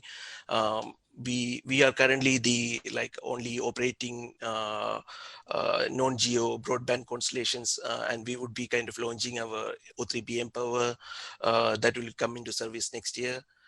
Then as it is already been mentioned, there is a new spectrum that is coming into the market, the Q-band, V-band, the optical links. Then interestingly, the big 5 cloud tech companies, they are increasing their footprint in the connectivity market. So if you see, like, an estimate shows that over 50% of the internet traffic is accounted for these 5 companies currently. And they also lease more than 50% of the capacity on all the submarine cable systems. And you can see that they're also kind of trying to increase their footprint in the satellite connectivity market, like these players like Amazon has already kind of announced their plan for their on LEO systems. Then there is faster innovations that is happening both on the space side and the ground side. I'm talking about the flat panel antennas, the software-defined networks and all. And with all these non-geo constellations and the geo constellations coming up, the bandwidth supply is going to explode. Like, I mean, it is expected that there will be about 20 times increase in the next 9 years in the geo and non-geo supply. And this comes up with a pressure on the pricing as well, as many of you are experiencing in the market. And there are new applications, that is a good news, like, I mean, like the cloud applications, the connectivity to drones and all. Then technology substitution, some of these technologies are kind of competitive threat, some of them can be a driver. Then value chain shifts and consolidation that is happening in the market. Then there is also like a lot of new business models that is being introduced in the market. Like, I mean, earlier it used to be like a customer comes and sign up for a capacity for like a long term, but now we are talking about more revenue sharing models, pay as you go. So I would say we are more replicating the business models that is in the mobile operator telco world and embracing them into the satellite market. Then there is a seismic shift in the media consumption from linear to non-linear that is putting a pressure on our customers as well. Like, so talking about the capacity supply. So this is a map showing the high throughput capacity supply additions in the next 5 years across all the global regions. So you can see that compared to the last 5 years where the capacity additions was mostly focused over the Americas market, in the next 5 years, the capacity supply additions is going to have a true global impact, like it is because of the global constellations that is adding capacity across all the regions and even over the oceans. But another thing to notice is that even though there is a big jump in the regional capacity addition, the capacity availability over a particular point or a particular city, that is still going to be limited because of the sport beam architecture. So Tom has obviously brought a valid point, like the demand is not distributed as the capacity addition. So the ability of the high throughput systems, for example, like our mPower, to dynamically add capacity where it is required, that would be a key differentiator, I would say, because as you see, like, I mean, in case of Asia, if you take out China and India, like, I mean, you are not talking about, you're talking about a very fragmented market with fragmented demand. Then this, along with the capacity additions, we also see that the cost base of the capacity coming down drastically. So compared to the wide beam capacity or the earlier high throughput systems, we are now talking about the cost per bit that is in single digits. So this is also going to be reflected on the pricing in the future, and it is obviously important in the telco and the broadband competition, because we often have to compete with the terrestrial pricing, which is very low. And let's now see like some of the opportunities that we see in the different market segments. So in the fixed data segment, which is like the enterprise VSAT, the backhaul trunking, we expect that the revenues to be almost getting doubled between 2019 and 2027. And you can also see that in the emerging regions, particularly in Africa, in the Latin Americas, in the Asia, the market growth is driven by the mobile backhaul. So in fact, we see that the 4G adoption across these countries are driving the demand in the throughput. And in many of the countries, we are also seeing that there is a direct switchover from 2G to 4G. And Swande from Intelsat has already pointed out, like, we are also seeing that the mobile MNOs are seeking a partner in extending the network and providing managed services rather than just somebody who sells the capacity, because they also want to kind of reduce their capex spending and only pay for the managed backhaul services. And on the enterprise side, we see that the traditional segments like the retail, lottery, that growth has slowed down because of obvious terrestrial competition. But there is huge growth coming in the universal service obligations or the government funded broadband projects. In fact, you can see that almost 50 countries around the globe has made the broadband access as a basic human right. And this trend is going to increase. And we estimate that the government will be funding, the global governments will be funding almost $2 trillion in the next 5 years for increasing the digital access. And we see good opportunities in, say, Indonesia, the Bhakti project, in India, the BharatNet broadband project, in Mintic, we have been involved in in Colombia, we have been involved in the Wi-Fi hotspot project. So these are some of the bigger opportunities we see. And this is a government market. So you can see that the major regions where we see an increase in the revenues and which applications are essentially driving these revenues. So you can see that the Middle East, Africa, and the Asia Pacific region, they are going to add significant service revenue opportunities in the next 10 years. And in fact, we see that in the market currently. We see a good traction for our MEO capacity in the Middle East Africa market. And this is especially also going to be true in the markets like Turkey, where the government funded broadband projects and say the connectivity to the refugee camps, which are bordering the conflict regions, that is going to create a huge demand going forward.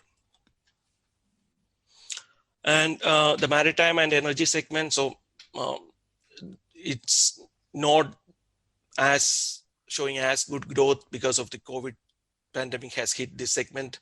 But we see that this presents a big opportunity in the future because there is a large number of unconnected ships and rigs that is going to be connected. And there is also going to be a huge increase in the throughput requirement per site for these things. And finally, the aero market. So this is also kind of hit by the COVID pandemic, but we expect that the market to come back to the pre-COVID growth in the next 2 years.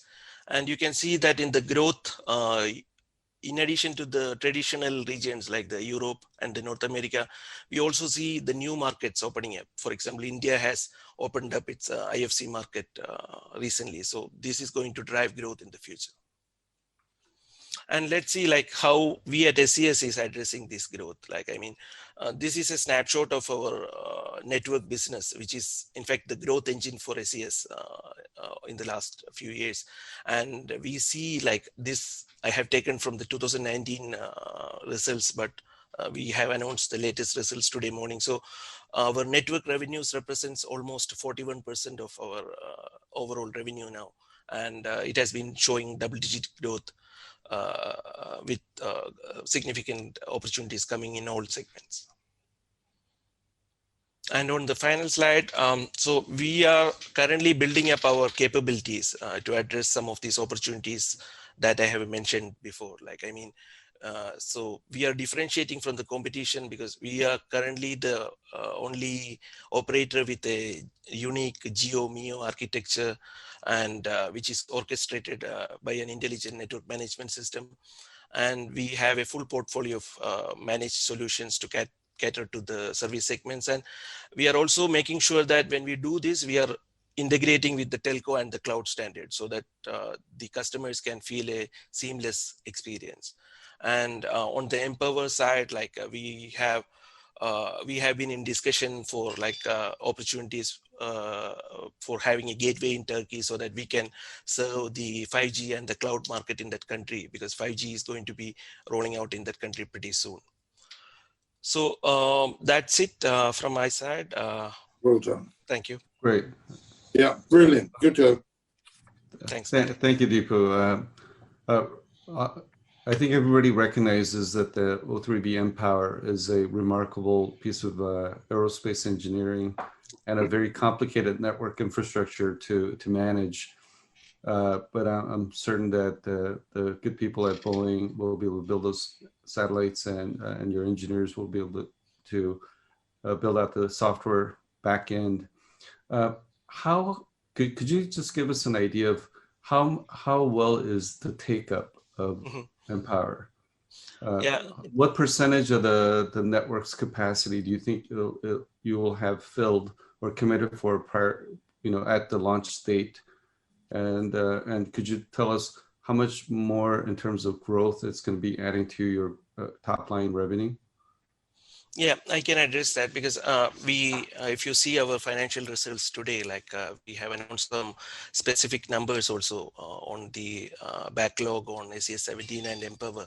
So I think it's we have now close to 740 million that is euros committed on this Empower and SES-17. And the recent years, the recent months, the take-up has been pretty high. Like I would say, almost 40% increase in the take-up of these systems in the last quarter alone. But we expect, like, I mean, since we are nearing the launch, there would be an increased take-up, and there could be like the customers who are currently using our current system, and there would be like new customers, because Empower would obviously be opening up a whole new set of markets. Direct access to the mobile towers, the cloud market, the connectivity to the smaller cruises. So it would be kind of creating a huge pipeline. Yeah. So in that regard, those new markets that you're creating, do you have new antenna systems that you trust to reliably work that can address those market segments in a smaller profile, higher availability? Yeah, that's also a good point, Tom, because as you said, like, I mean, the antenna cost would be, of course, a major factor if you are targeting the smaller data link segment. So in fact, you can see we have been working closely with our terminal vendors like Isotropic, where we have made a huge investment recently, and also kind of the operators, the terminal vendors like Alka and Viasat, to develop application specific antennas. And you can also expect a significant improvement in the terminal cost, which would enable or unlock these new opportunities. Yeah. Okay, great. And one final short question. Just a year and a half ago, I believe, SES made a filing for a LEO constellation to complement your GEO and MEO strategy. Do you have any concrete plans to launch your own LEO system, or could you share any information with the audience on that? Yeah, I think you are referring to the filing we made in last 2020 May for a 36 satellite LEO constellations to serve the broadband connectivity to the Internet of Things, as well as for the connectivity for the inter-satellite links. We our current focus is more on the MEO side. As you can see, like we are augmenting our existing MEO systems, but we are opening up the prospects for the LEOs as well. In fact, you would be already knowing that we are part of the European consortium along with the Eutelsat and Hispasat for the European Commission's broadband system, LEO system. So our focus is on the MEO, but we are kind of also open to the new orbits. Yeah. Great. Thank you so much. Great presentation. Okay, so next up is Stefano Vaccaro from Viasat. Sorry if I mispronounced your name. That's fine. Okay. It was almost perfect. All right, thank you. So I'm Stefano Vaccaro. I'm the managing director of all what is commercial network for Viasat in Europe. So in my role responsibility, there is alongside the terminal development, but most importantly, there's all the ground segment deployment for all the Viasat-3 constellation. So I would give a kind of a general introduction of Viasat and touch a few of the topics. I was scrolling through the questions that were coming in from the audience, and there were some about, can COVID become an upside, or how do we look for this year? And I can give some insight on how we see the things and how COVID has impacted us on the one side, but also helped us on the other side, and how this can help us going forward. So in a nutshell, Viasat is a global telecommunication company that aims to connect everybody all over the world. Clearly, US-based, founded in 1986. The three founders are still running the company, and I think that kind of provides a view of how the company can evolve. So, 4 billion market cap, constant growth since the last year. I can present some results later on. And most importantly, we're building 3 of the largest satellites ever built with our constellation of Viasat-3. So Viasat is divided in 3 segments. I will start here with the satellite service segment and see all what we're doing here. So the satellite service segment is basically offering fixed broadband to our residential customers, in-flight connectivity for commercial mobility and biz jets, and enterprise and service. So this year has been pretty exciting and stressful at the same time. So for all what is fixed broadband, we have seen an incredible increase on the demand that has kind of, to some extent, compensated for the decrease of in-flight connectivity service offering. So we had, I think, at the starting of COVID, something like almost 1,500 aircraft in service that have dropped. But what we see now is a constant grow in the in-flight connectivity, and we've been able to announce 2 major airlines during this COVID situation, so KLM and Delta. So that's a pretty significant achievement. And on the other hand, all the fixed residential fundamentally have been increasing our revenue and our margins by the fact that we see the average revenue per user increasing with our customer choosing higher end plans. There are a few other things that happened recently. We announced the acquisition of RigNet that will help us in our broadband services, and that's something that will happen, and the acquisition of the KSAT satellite from Eutelsat. So the other important segment that contributes to our growth is our governance system. I think there has been a small impact, mainly due to the slow process of all the administrative aspects on the awards, but fundamentally it's a segment that has been performing pretty well and not too much impacted by COVID. And finally, commercial network. This is the segment that basically develops our satellites, our ground segment, our terminal, and basically, accomplishes our vertical integration. So we have some external sales, but we're not predominantly selling through this service. Now, in terms of results, as you can see, this year or the last few quarters, we have been constantly growing with a significant or a slight slowdown in Q1 fiscal year 2021, which is basically March to June fiscal year 2020, when COVID started. So that was when we had to really restructure a bit of our business and make sure that we're focusing on the business that will continue and grow with COVID. So, and the results have been immediate in the next quarter, with this last quarter has been a particularly good one.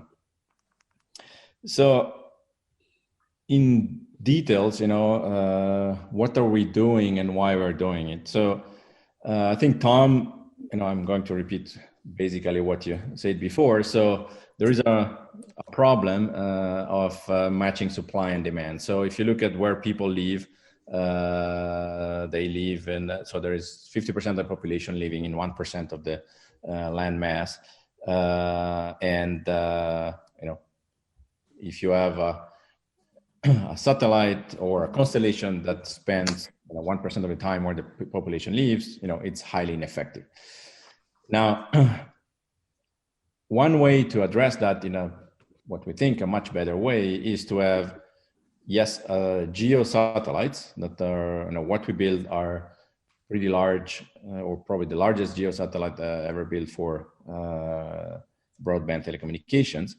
That's one feature. So the satellite remains fixed in the sky and can serve a specific geographical area where the demand is. But there is an additional step that we have done is to make our capacity basically flexible, and it can be redirected anywhere into the visible Earth.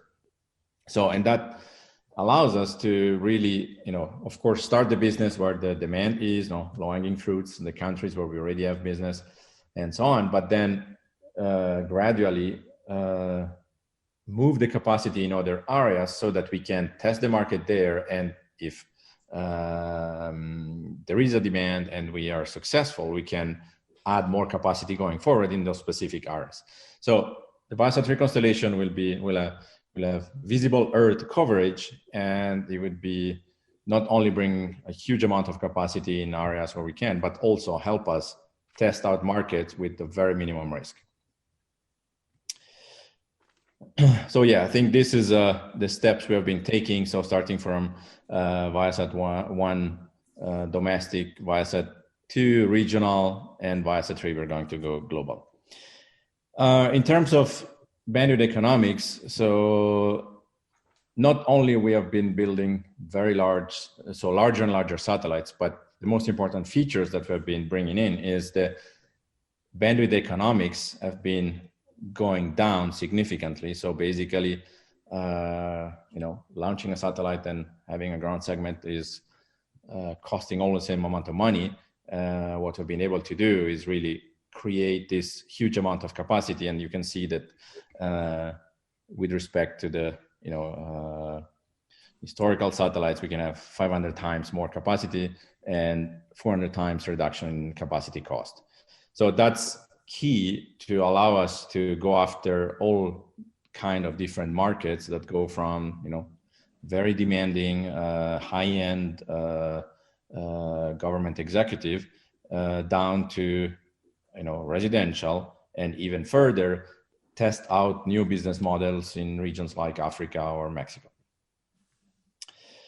So how we have been able to achieve this improvement in the bandwidth economics is fundamentally through our vertical integration. So here is a snapshot of all our systems. So basically, what we do is developing every single component of the system and optimize the entire chain so that we can really make trades. You're talking before about the cost of the terminal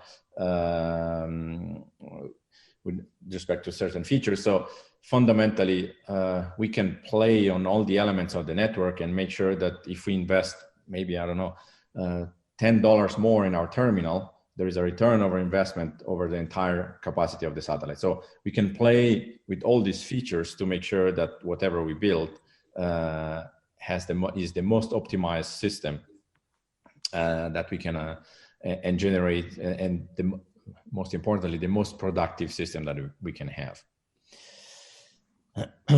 So what does this in practice? So this is an example of what our vertical integration can do. So if you see on the left, this is the telecommunication panel of our Viasat-1 satellite with tubes, waveguides, and all kind of components. And if you see here is one of the telecommunication module of Viasat-3, where we moved from tubes and waveguides into a solid state payload, and these two elements have the same capacity. Now, our CEO was used to say, we could easily put one of those modules on a LEO. What we think that putting those modules or 10 of these modules on a GEO is much more efficient and will provide way more bandwidth economics.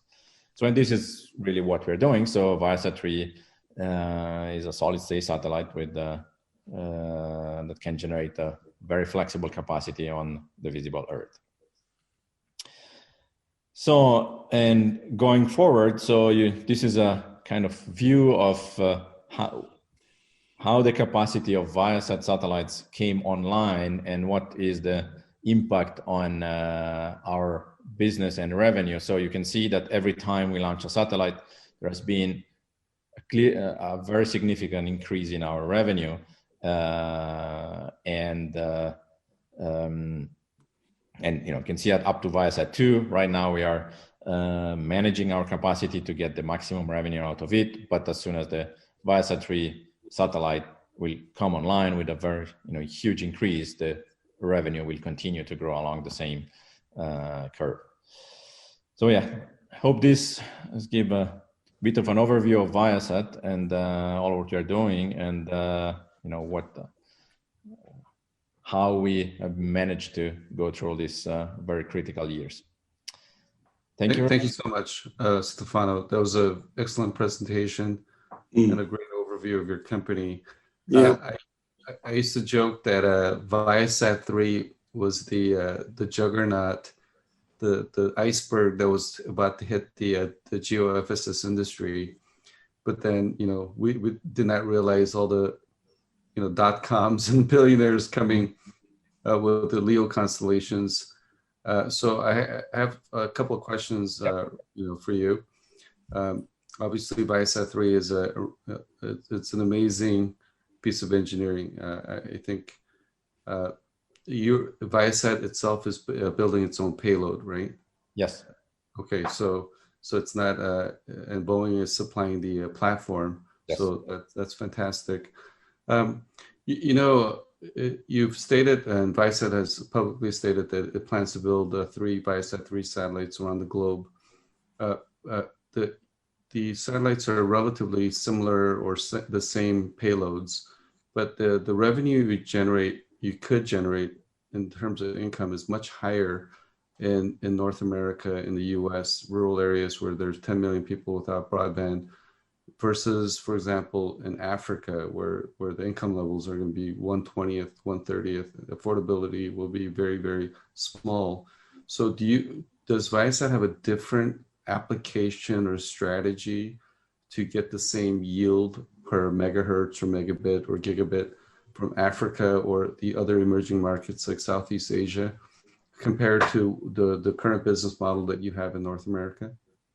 The short answer is yes. So we have already within the Viasat-2 and Viasat-1 different business model in the Americas, where in North America we have clearly a residential direct-to-market business, while, for example, in Mexico we have Wi-Fi hotspots. So where we are basically using the same residential terminal, deploying it in rural areas, and we have all kind of monetization models that use that. So the result is that, you know, the same residential terminal at the end of the day generates more revenue in Mexico than it does in the US with the same bandwidth, or, you know, similar bandwidth consumption. So clearly every user doesn't have the same access of capacity like it has, you know, a residential user, but the model works very well in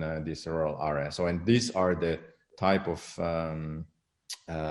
strategies we have to be able to go after very, very different markets, you know, North America versus certain rural area in Mexico, or, you know, Europe and Africa. Okay, great, thank you. And you know, due to COVID-19, a lot of people have been working from home. People have been running away from cities, going to rural areas. How's this, you know, pandemic affected your consumer business in North America? Have you seen an uptick in demand, increase in revenue? Could you speak a little bit about that, please? Yes. So clearly there has been an increase in demand, not only in new subscribers, but also in the type of service the subscribers are asking. So this is appears in our results, where, you know, the service business has had more margin, more EBITDA this quarter than the quarter before, and at the same time the net adds didn't increase.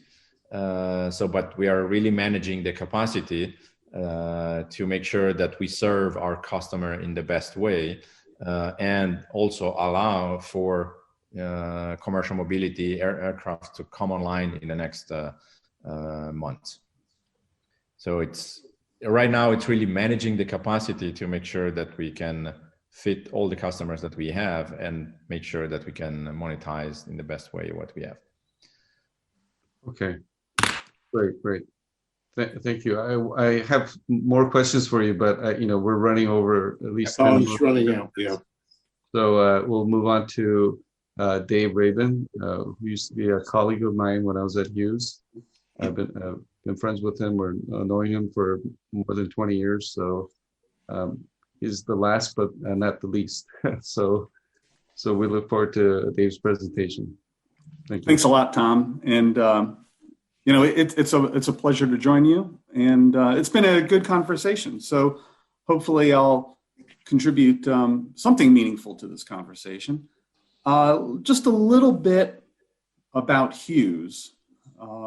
We're a combination of satellite operator as well as a technology provider.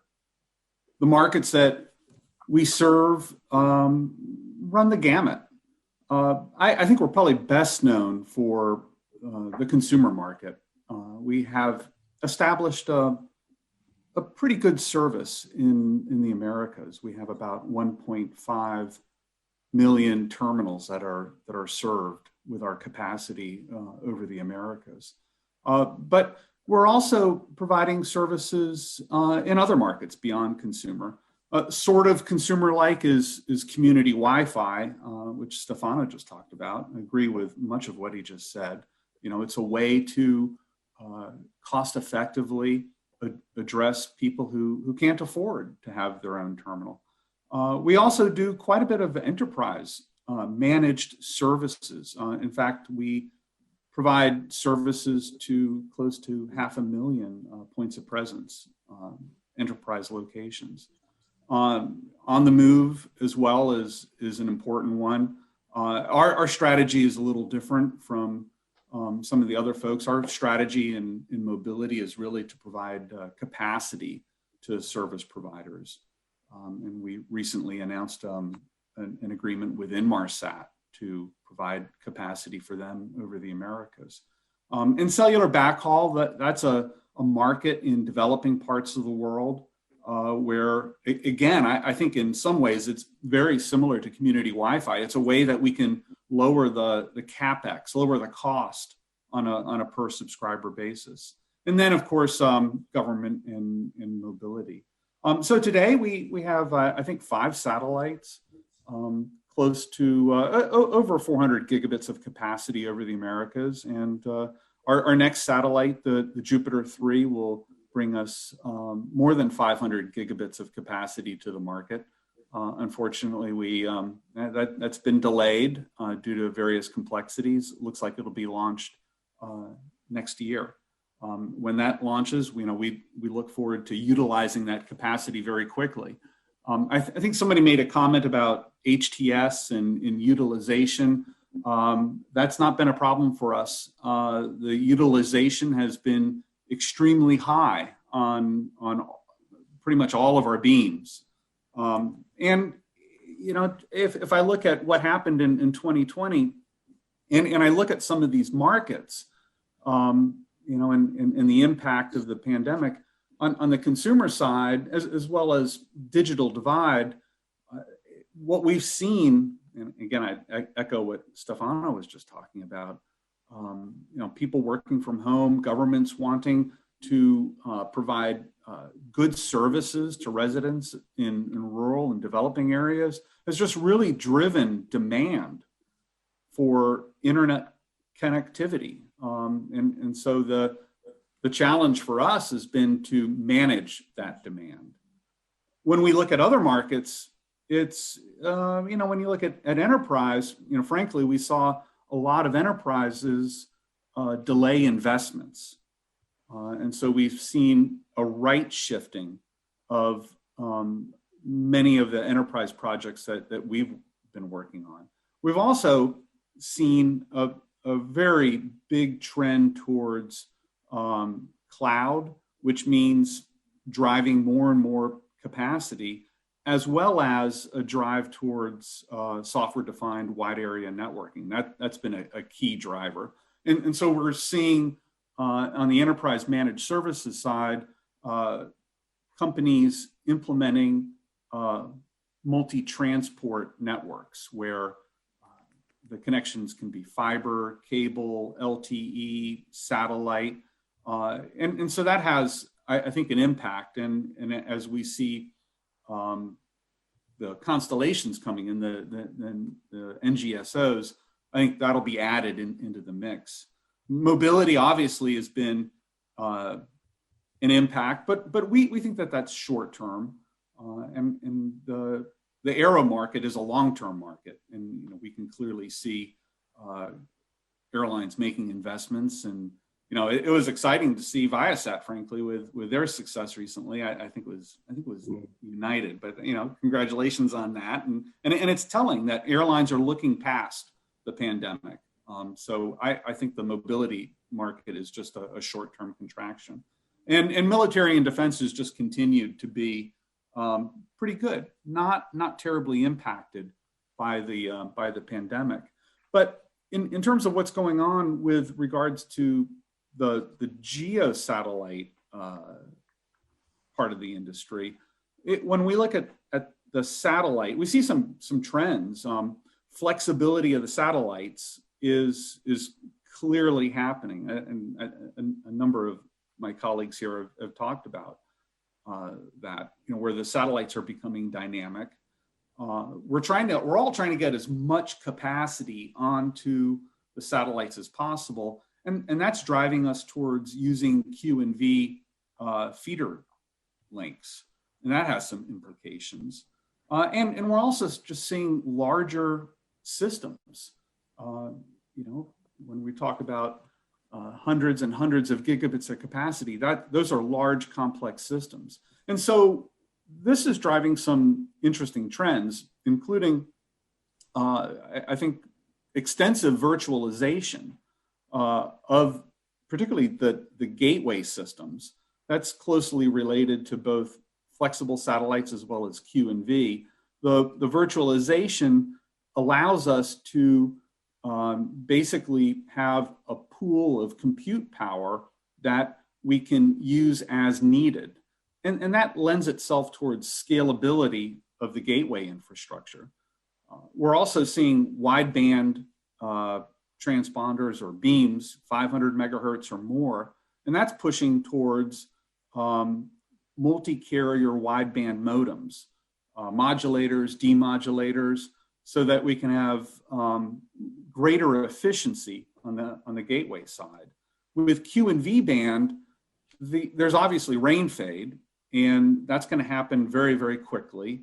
So the Q and V band gateways need to be very thin, and that means that we do the processing, the data processing in data centers. And to be able to quickly switch in and switch out a Q and V band feeder station, we are using software-defined networking in order to effectively reconfigure those links.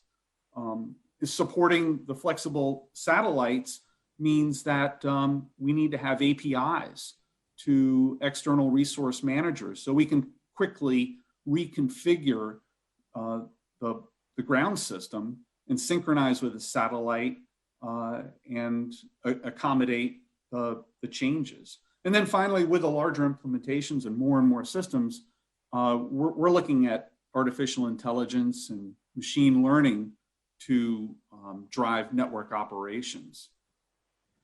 From our perspective, one of the trends or things that we're really focused on is getting the best possible remote terminal cost performance.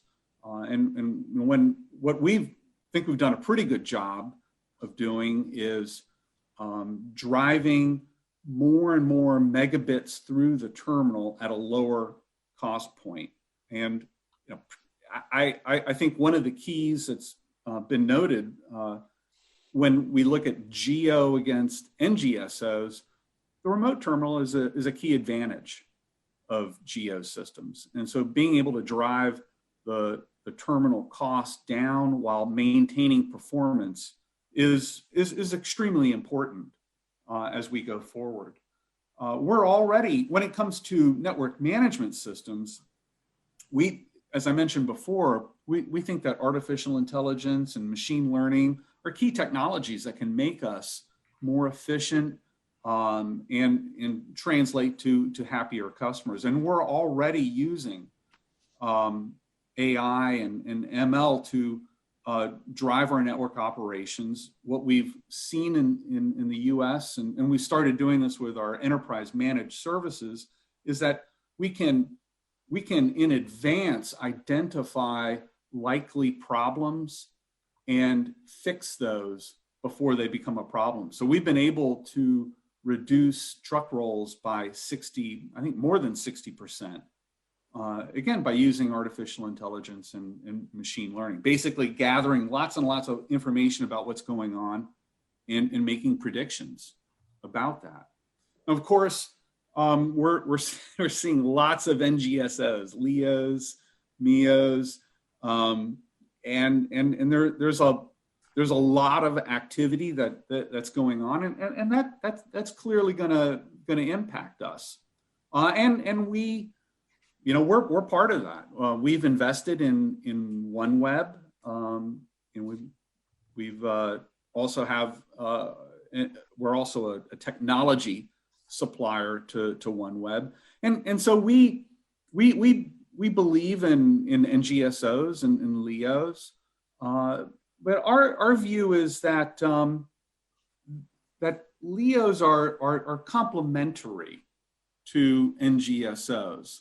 That when we look at, LEOs are complementary to GEOs, I should say. When we look at when we look at GEO, we're very confident that GEO can bring the lowest cost per bit, that it allows us to focus capacity density where the subscribers are, so we don't have the stranded capacity, and we have the lowest possible terminal cost. And NGSOs bring us coverage and lower latency. And so we think that NGSOs fit well for fill in, and also obviously with low latency applications such as VPNs, there's a value in NGSOs. But as others have noted, doing a LEO constellation is I think it's a challenge when it comes to the economics, and there's many regulatory issues, and of course the cost of the terminal. That said, again, we think that they're complementary, and so one of our focus areas is on implementing multi-transport solutions. I've mentioned already we're doing multi-transport with LTE and fiber and GEO, and it's only natural to add LEO or MEO to that mix. Just looking forward, 5G is coming, and it's driven by demand for capacity, and it's going to drive a bunch of new applications. What does it mean for our industry? I think it's good news, because 5G, like LTE, is going to drive demand. As we look at it, 5G is going to be really focused on urban areas. As somebody else previously mentioned, there's still many areas in the world where you don't get LTE now. So for the time being, we're going to see LTE continue to be deployed in rural and developing areas. And satellite will continue to be playing a role in backhaul for LTE. And as 5G is deployed in rural and developing areas, I think satellite will have a role again, particularly in terms of backhaul. So that's just a real brief view from Hughes regarding what we see in terms of trends. Thank you, Dave. Thank you for that excellent presentation. I have a few questions. HNS is I think the only GEO operator that's actually invested in a LEO system. What do you fear any form of cannibalization from customers that are leaving your own on-network that you own fully yourself to moving to OneWeb or Starlink? Is there any concern within your own hallways about that? Yeah, so there's a couple of responses to that. On one level, there's tremendous demand. We look at the market. If we just look at U.S., which is a market that we know particularly well, we reckon I think it's somewhere around 17, 18 million locations which are unserved or underserved, and we don't have near enough capacity to be able to serve that market, and so we think that there's plenty of demand to go around. Now, having said that, let's face it, Elon Musk is he's a one-man marketing machine. He can move markets with just a tweet. So there's no question that Elon Musk and Starlink will have an impact on the market. But we think that there's just plenty of demand, and so we feel confident looking forward. And could you talk a little bit about the terminal pricing and features that you've developed for OneWeb? Can customers expect to get a reliable working system that's going to be affordable and with a manageable level of power consumption? Yeah, I'm not the right person to talk about the OneWeb terminal. There are others in Hughes who are better at talking about that. So I'd be talking out of ignorance. What I can say from a GEO perspective, as I mentioned in the my brief presentation, we're just really focused on getting the best possible price performance ratio. You know, and we think we can continue to drive that ratio for the better over the next several years. And that's going to be, I think, one of the key differences between GEO and NGSO. Sure, of course. Well, one final quick question. HNS is really vertically integrated in the Americas and I believe also in India, but you're not a satellite operator in India due to regulatory constraints. But is there any plans at HNS to expand out to Asia to do a Jupiter type of satellite over the Asia Pacific or Africa, where you would also vertically integrate those markets as well? Well, when it comes to Africa and Middle East, we have a joint venture with Yasat for the YaClick service, and so you know we're all in on that. When it comes to Asia, we don't have any plans to go alone. You know, we would go with partners, and so you know we'd like to do something in Asia, but again, it would be in partnership with somebody who is, or multiple people who are already in the region. Okay, great. Thank you so much. I think we ran over about 18 minutes. We were supposed to leave time for questions and from the audience, as well as general debate amongst the members of the panel. Barry, how would you like to proceed? Right, so first of all, thank you. Hey, all great presentations. Let me say that, great presentations. And I think the audience is appreciating that. I'll come in here interjecting because there is a poll that we would like you to, the audience, to fill in. Now, I understand that you can see that on the screen. I can see it on my screen. So if you could take 1 minute, audience, to complete that form, the poll form, the polling form, then we would certainly appreciate it. So that's great. So now, as far as the next bit is concerned, the Q&A session. So Tom, if you can press on with that, and we shall carry on until at least, well, our time, 1600 hours Turkish time. So I will say a few things after that, and there we are. So I think the content this morning's been great. The questions thus far answered very well, and great presenters. I am so happy. Yeah, I definitely agree. Thank you, all the presenters and panelists. I have some general questions that I prepared. I think it applies to everybody in the panel. Recently, as we're all aware, there's been a big reshifting of C-band spectrum, what they call mid-band spectrum, from satellite to 5G. In the US, FCC moved about 300 megahertz and leaving only 200 megahertz of standard C left for satellites.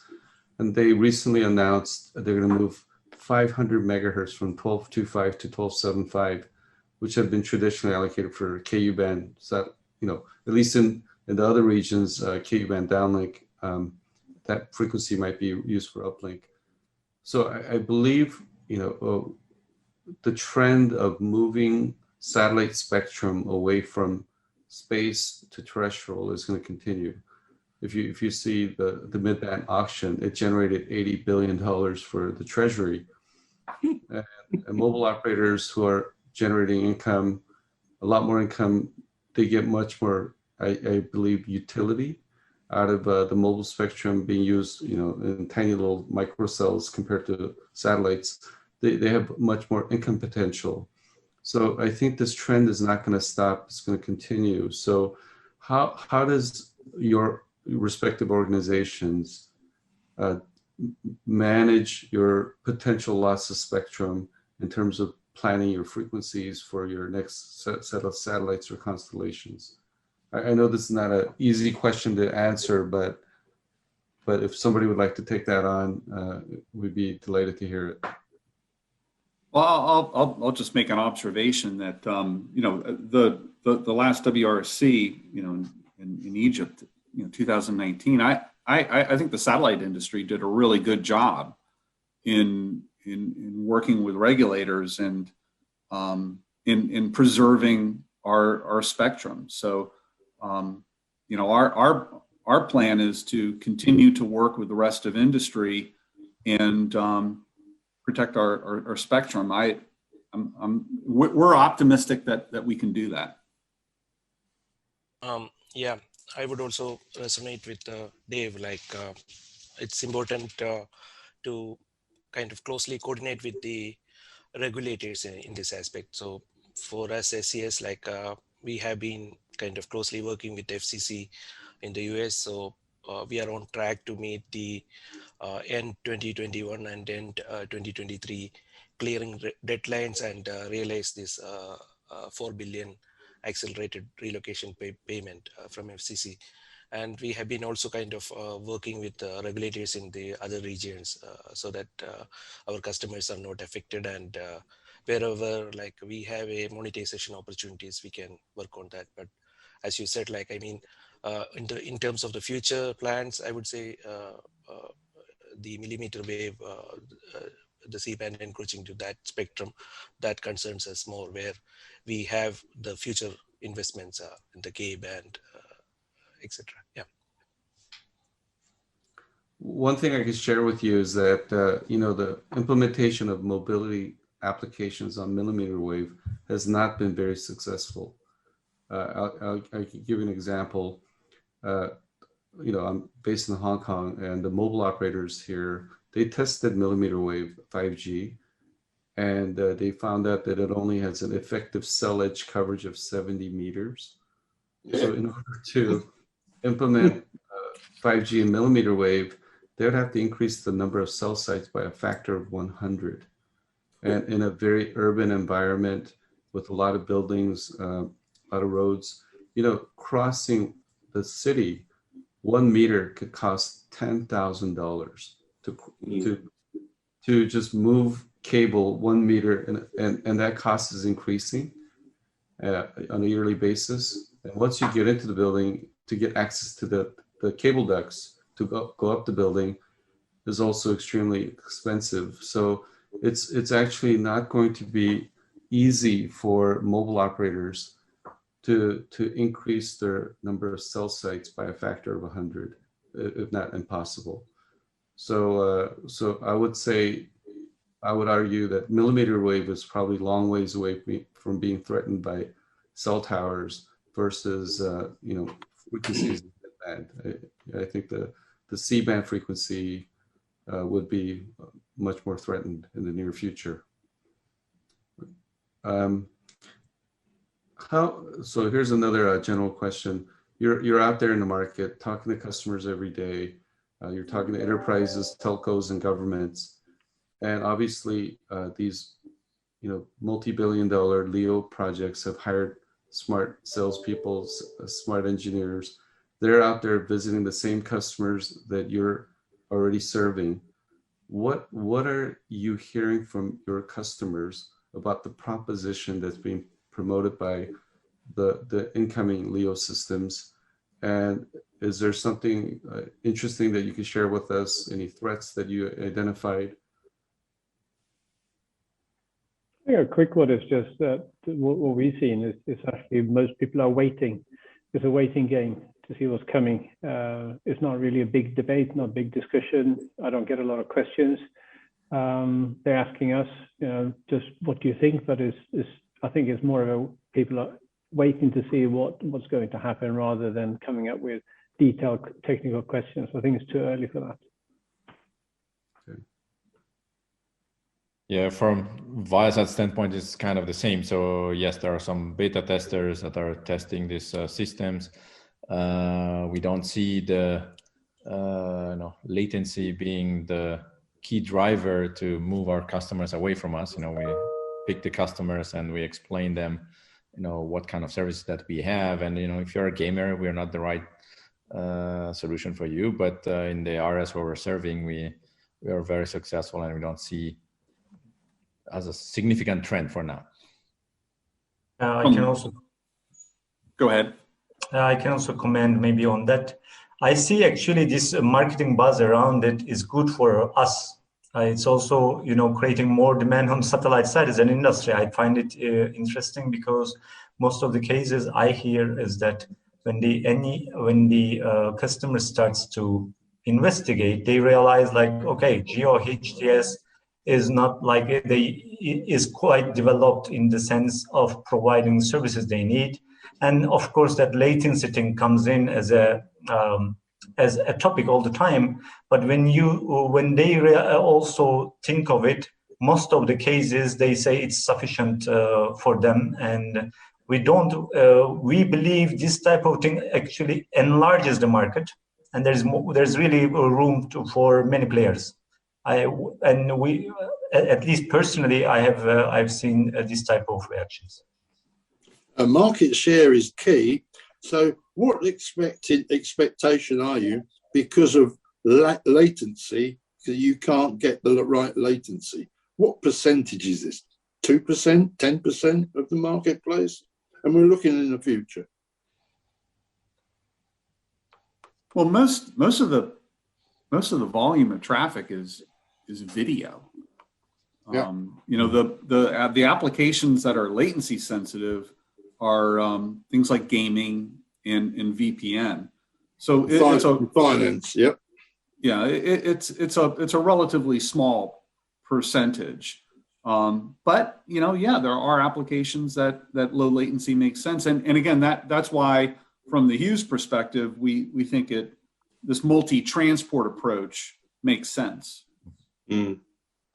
Yeah, that's the same vision we share. I mean, clearly the traffic is 95% latency insensitive. So, it's hard to say, but everybody to some extent has a bit of latency sensitive traffic. So for that, having an hybrid system that combines either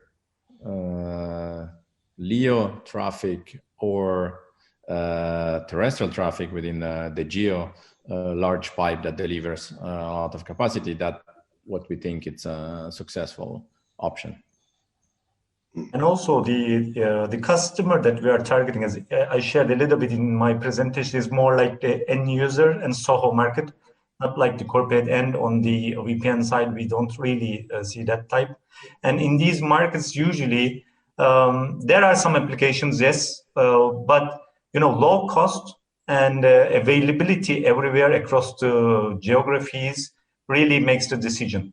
I think I strongly believe in the cost and the easy and fast deployment into the rural 100% type. It makes a difference. Yeah, good point. Yeah, great. So if I could ask just a real quick question to each one of the panelists. I grew up in Las Vegas. I'm not sure if you guys know. So sometimes I like to take gambles and bets and predict the future. So running your GEO business, being in the market at the forefront of the technology and customer interactions, and seeing what's happening with the LEO systems and how it impacts your GEO business, which LEO system do you think, would you bet, would be successful? Potentially why? And then what worries you the most? What would keep you up at night? So if maybe let's hear from Ken, because he's not been asked any questions. So maybe we could start with him. Okay, basically, we are working in the ground systems. So we're in the telecom industry, but basically it's most related to setup operators and the service that they're providing.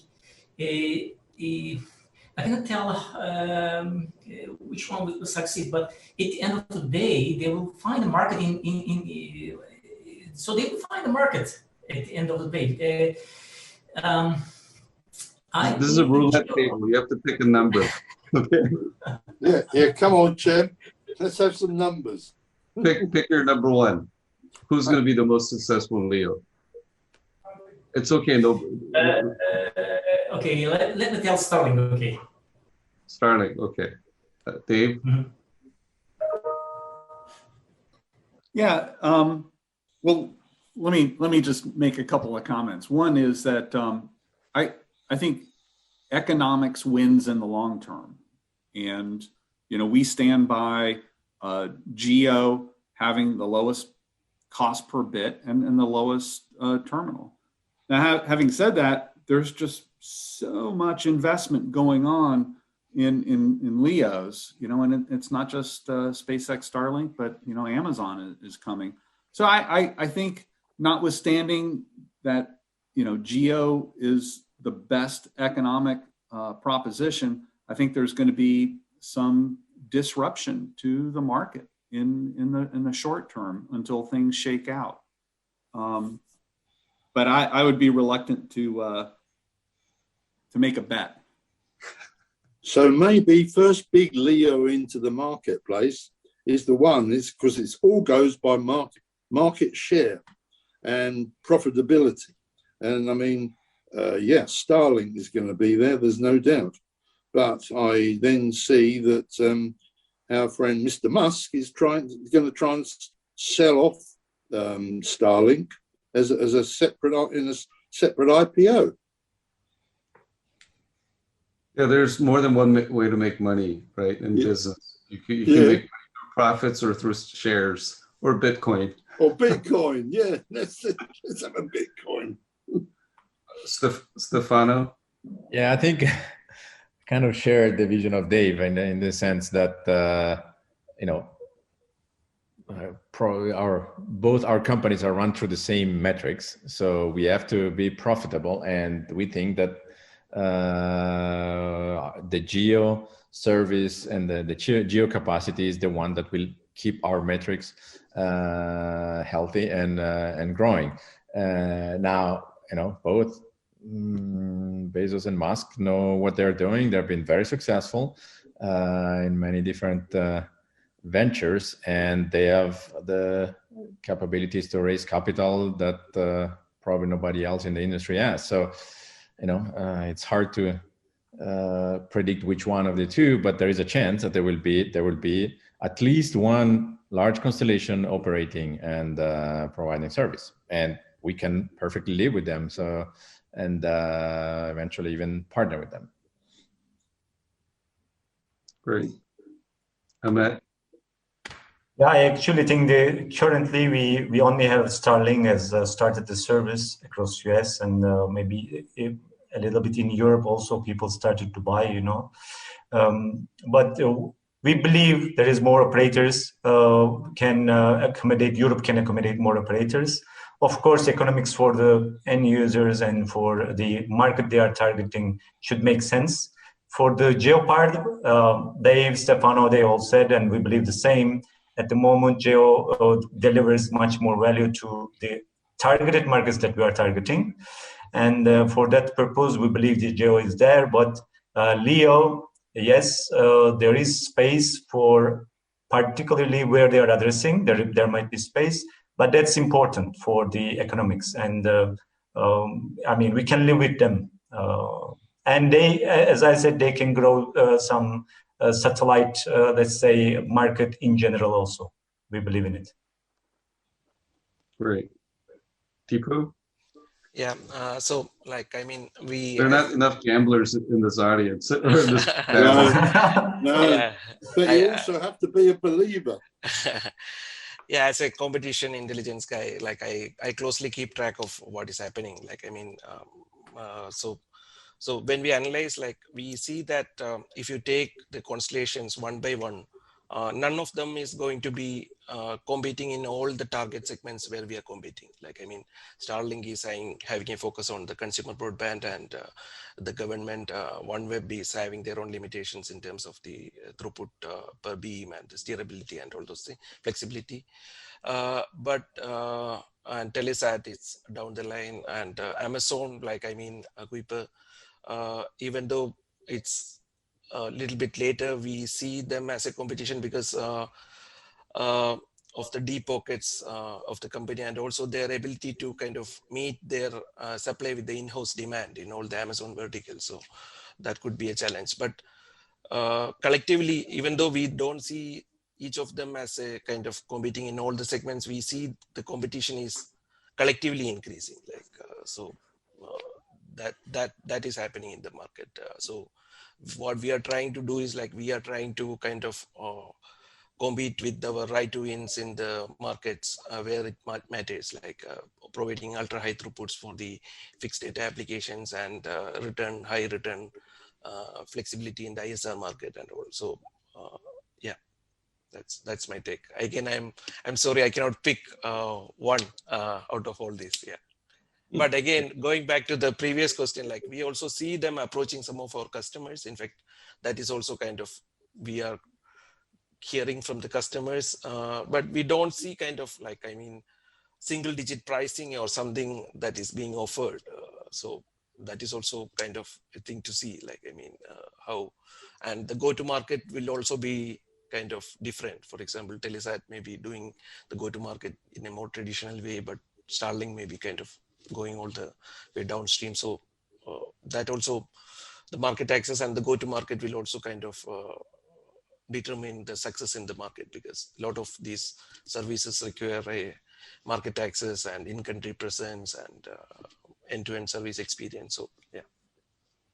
Hey, Deepu, you're saying there that about Leo people, sales guys, talking to your customers. What is some nitty-gritty feedback that comes back from them? Are they still pro SES? Your customer still pro SES? Yeah, in fact, because we are currently only the non-geo operating broadband constellations that is providing service, and that makes a big difference. Like, I mean, you have something in hand which is operating, which is providing the SLAs and the connectivity. So the customers are happy with that, but they are also giving feedback. Like, I mean, this is the kind of offers we get, and we expect this. So there is also a kind of a waiting game for some of these customers. So yeah, but I would say that the customers are still pro SES. Yeah. Good. Svante? Yeah. So if I put one bet on one, then that would be Starlink, because we just talked about him being Elon Musk being a one-man marketing machine, and we got a good track record, not based on technology, who's the best. So that's where I put my money. If I sleep during the night with Leos in the background, yes, I do. I think that hybrid solutions is something that we want to work with. So there's always a good combination of the EOS, LEOs, and MEOs, and there will always be segments where you can address, those segments with several solutions, not just one. I think that no one's just going to go with one in the future. So hybrid is the future, and therefore we can sleep. We just need to decide, is it going to partnership, ownership, or a combination? Great, thank you. So when I'm looking for a partner to go to Vegas to play blackjack, I know who to call. Yeah. So, well, because I asked the question, I think I'm going to make a bold prediction. So I think the LEO's constellations that are going after the telecom market, the consumer broadband market, the 3 billion unconnected people market, I think they're going to fail because of the reasons that I mentioned. And that's why I think GEO satellites, for all the reasons that all of your excellent presentations mentioned, will continue. I think in order for a LEO constellation to be able to feed the CapEx machine to keep it going, they'll have to create a new killer application that doesn't exist at GEO. Differentiation. And I feel the company with the background with the most knowledge of the internet, most knowledge of consumers, one of the most profitable companies in the world, I think that's Amazon. And I think they're not announcing what their application is. They're not telling us what their pricing is because they're planning to use that LEO constellation for the next killer app, which they're keeping they're hiding that from us. So I feel if I took a big bet, I'd bet on Kuiper. So for better or worse, that's that's where my money's on. Very speculative, but you may be right. Okay, Barry, I think. Have you got a customer question, an audience question there that is interesting? Yeah, take a quick look. I think several of the questions and comments were related to latency. Yeah. GEO satellites will still have problems with providing latency, especially, some of the conversations that I've had in the market is that, especially like cruise ships have tried to move all their applications to the cloud, but those cloud applications are not able to run over GEO delay. So they're looking for other solutions to run cloud computing, not cloud computing, but like web applications. So there must, and the cloud computing business is exploding right now. I think it's almost $1 trillion business. I think it was about 700 billion last year. So, so it's far bigger. Most I would say more than 70% of U.S. enterprises are on the cloud. All their apps are on the cloud. Even universities are doing their computing through the cloud. So that is affected by demand that will affect corporate enterprise market segments. So would somebody be willing to take that on? Yeah, in fact, like SES, we are also placing our bet on the cloud market, and we are going with our partner Microsoft.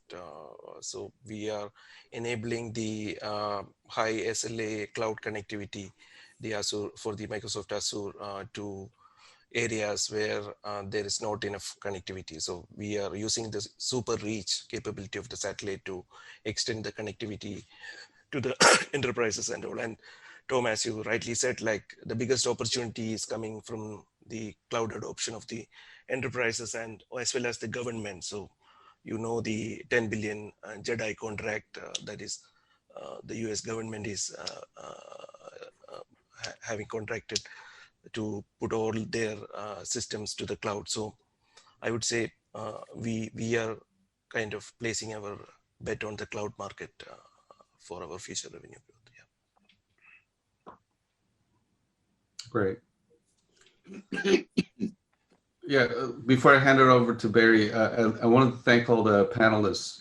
Typically I'm a speaker in one of these panels, and they're really, they're typically really boring, but today it was very fascinating. I learned a lot. Everybody was great, excellent information, open, transparent sharing. I thought we had a very good rapport, good dialogue, good, a friendly atmosphere. So I'd like to really, thank every one of you for such a great contribution. And Barry, thank you for inviting me to host this thing. Okay. All right. Doing a panel, but I did not know how it was going to go, but I really enjoyed myself today. Thank you. Brilliant. That's good. It's nice of you to comment like that. So just some closing remarks then. So brilliant, friendly, and instructive. Well, I will conclude that we had a very good and very exciting first session, 5-year Satcom vision concerning mostly GEO satellite aspects. Firstly, our audience trust you have enjoyed your time here. The time spent is beneficial and learned something more about our business.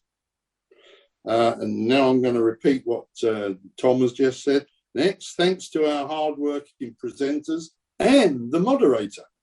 So Cem at Profen'in, Svante at Intelsat, Ahmed at Eutelsat, Deepu at SES, Stefano at Viasat, and Dave at Hughes, and our moderator, Tom Choi, for their valued presentations.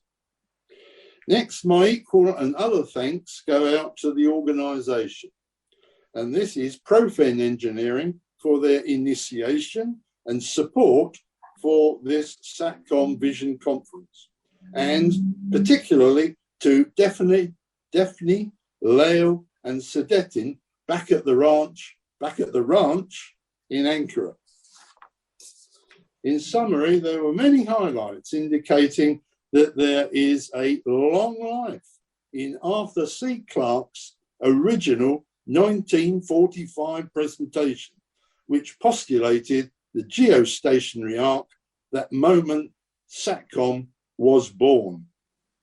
This was an epoch for the dawn of a modern world. The audience, overall, GEO is healthy from what I determine is and remains increasingly so. Also, GEO as functioning network is sustainable and becoming more competitive. And that's what the market wants, the telecom market wants.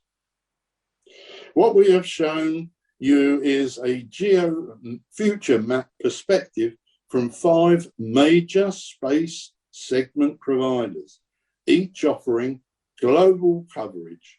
All are impressive. Indeed, in the future, all networks are predicted to become more efficient, more competitive to satisfy an increasing demand for capacity. Customer opportunities prevail. In fact, my summary should also be addressed to Arthur C. Clarke himself for his thoughts.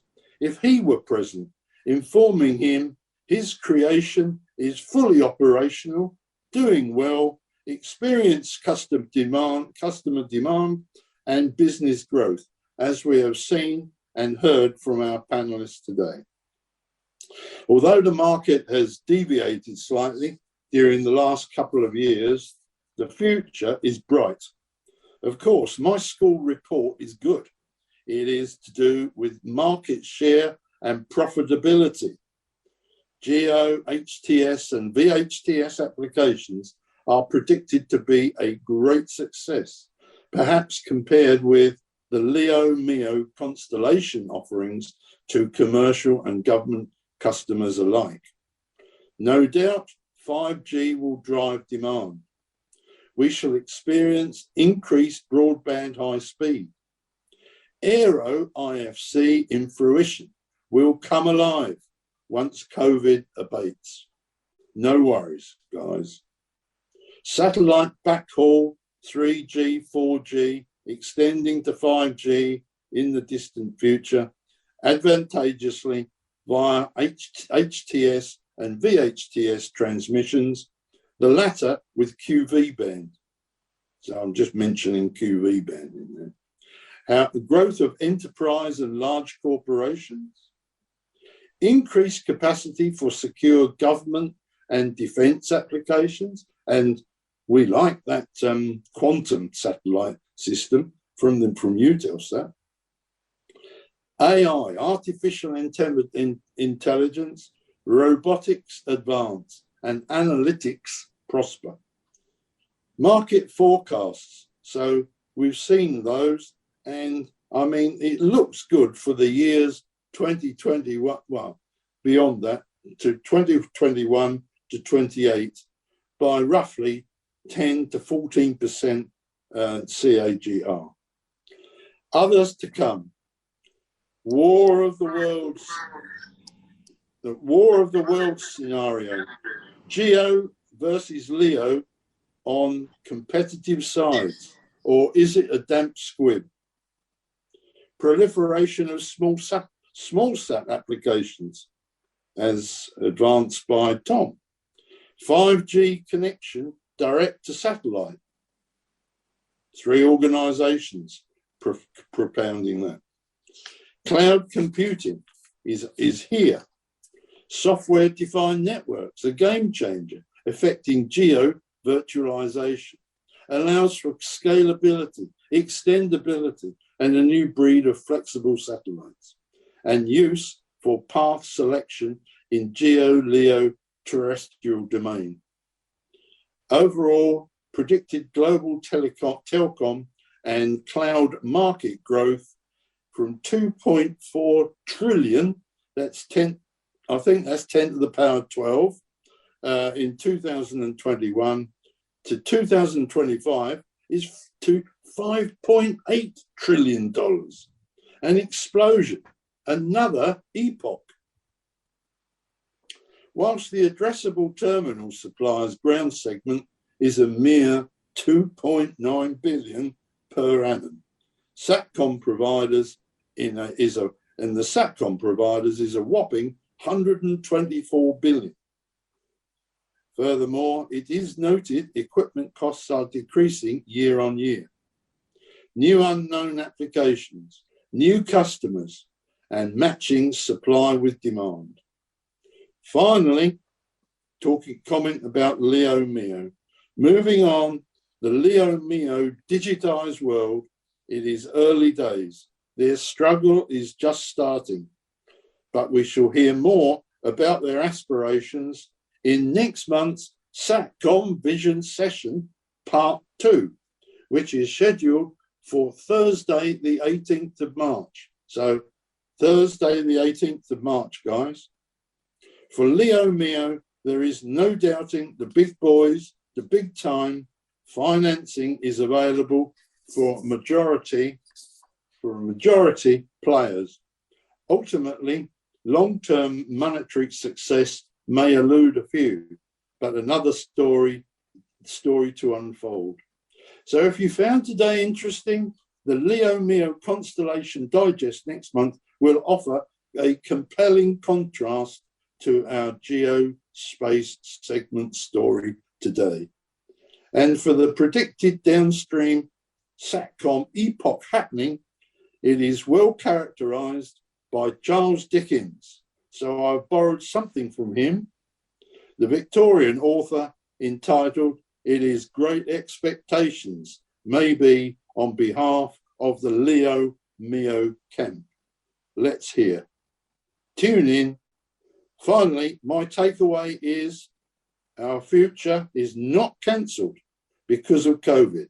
Our innovative life continues regardless, remains positive. And finally, Satcom RF engineers and IT savvy people have a job for life if they so desire. So till next month, guys, I'm going to sign off here. Take care. Thank you.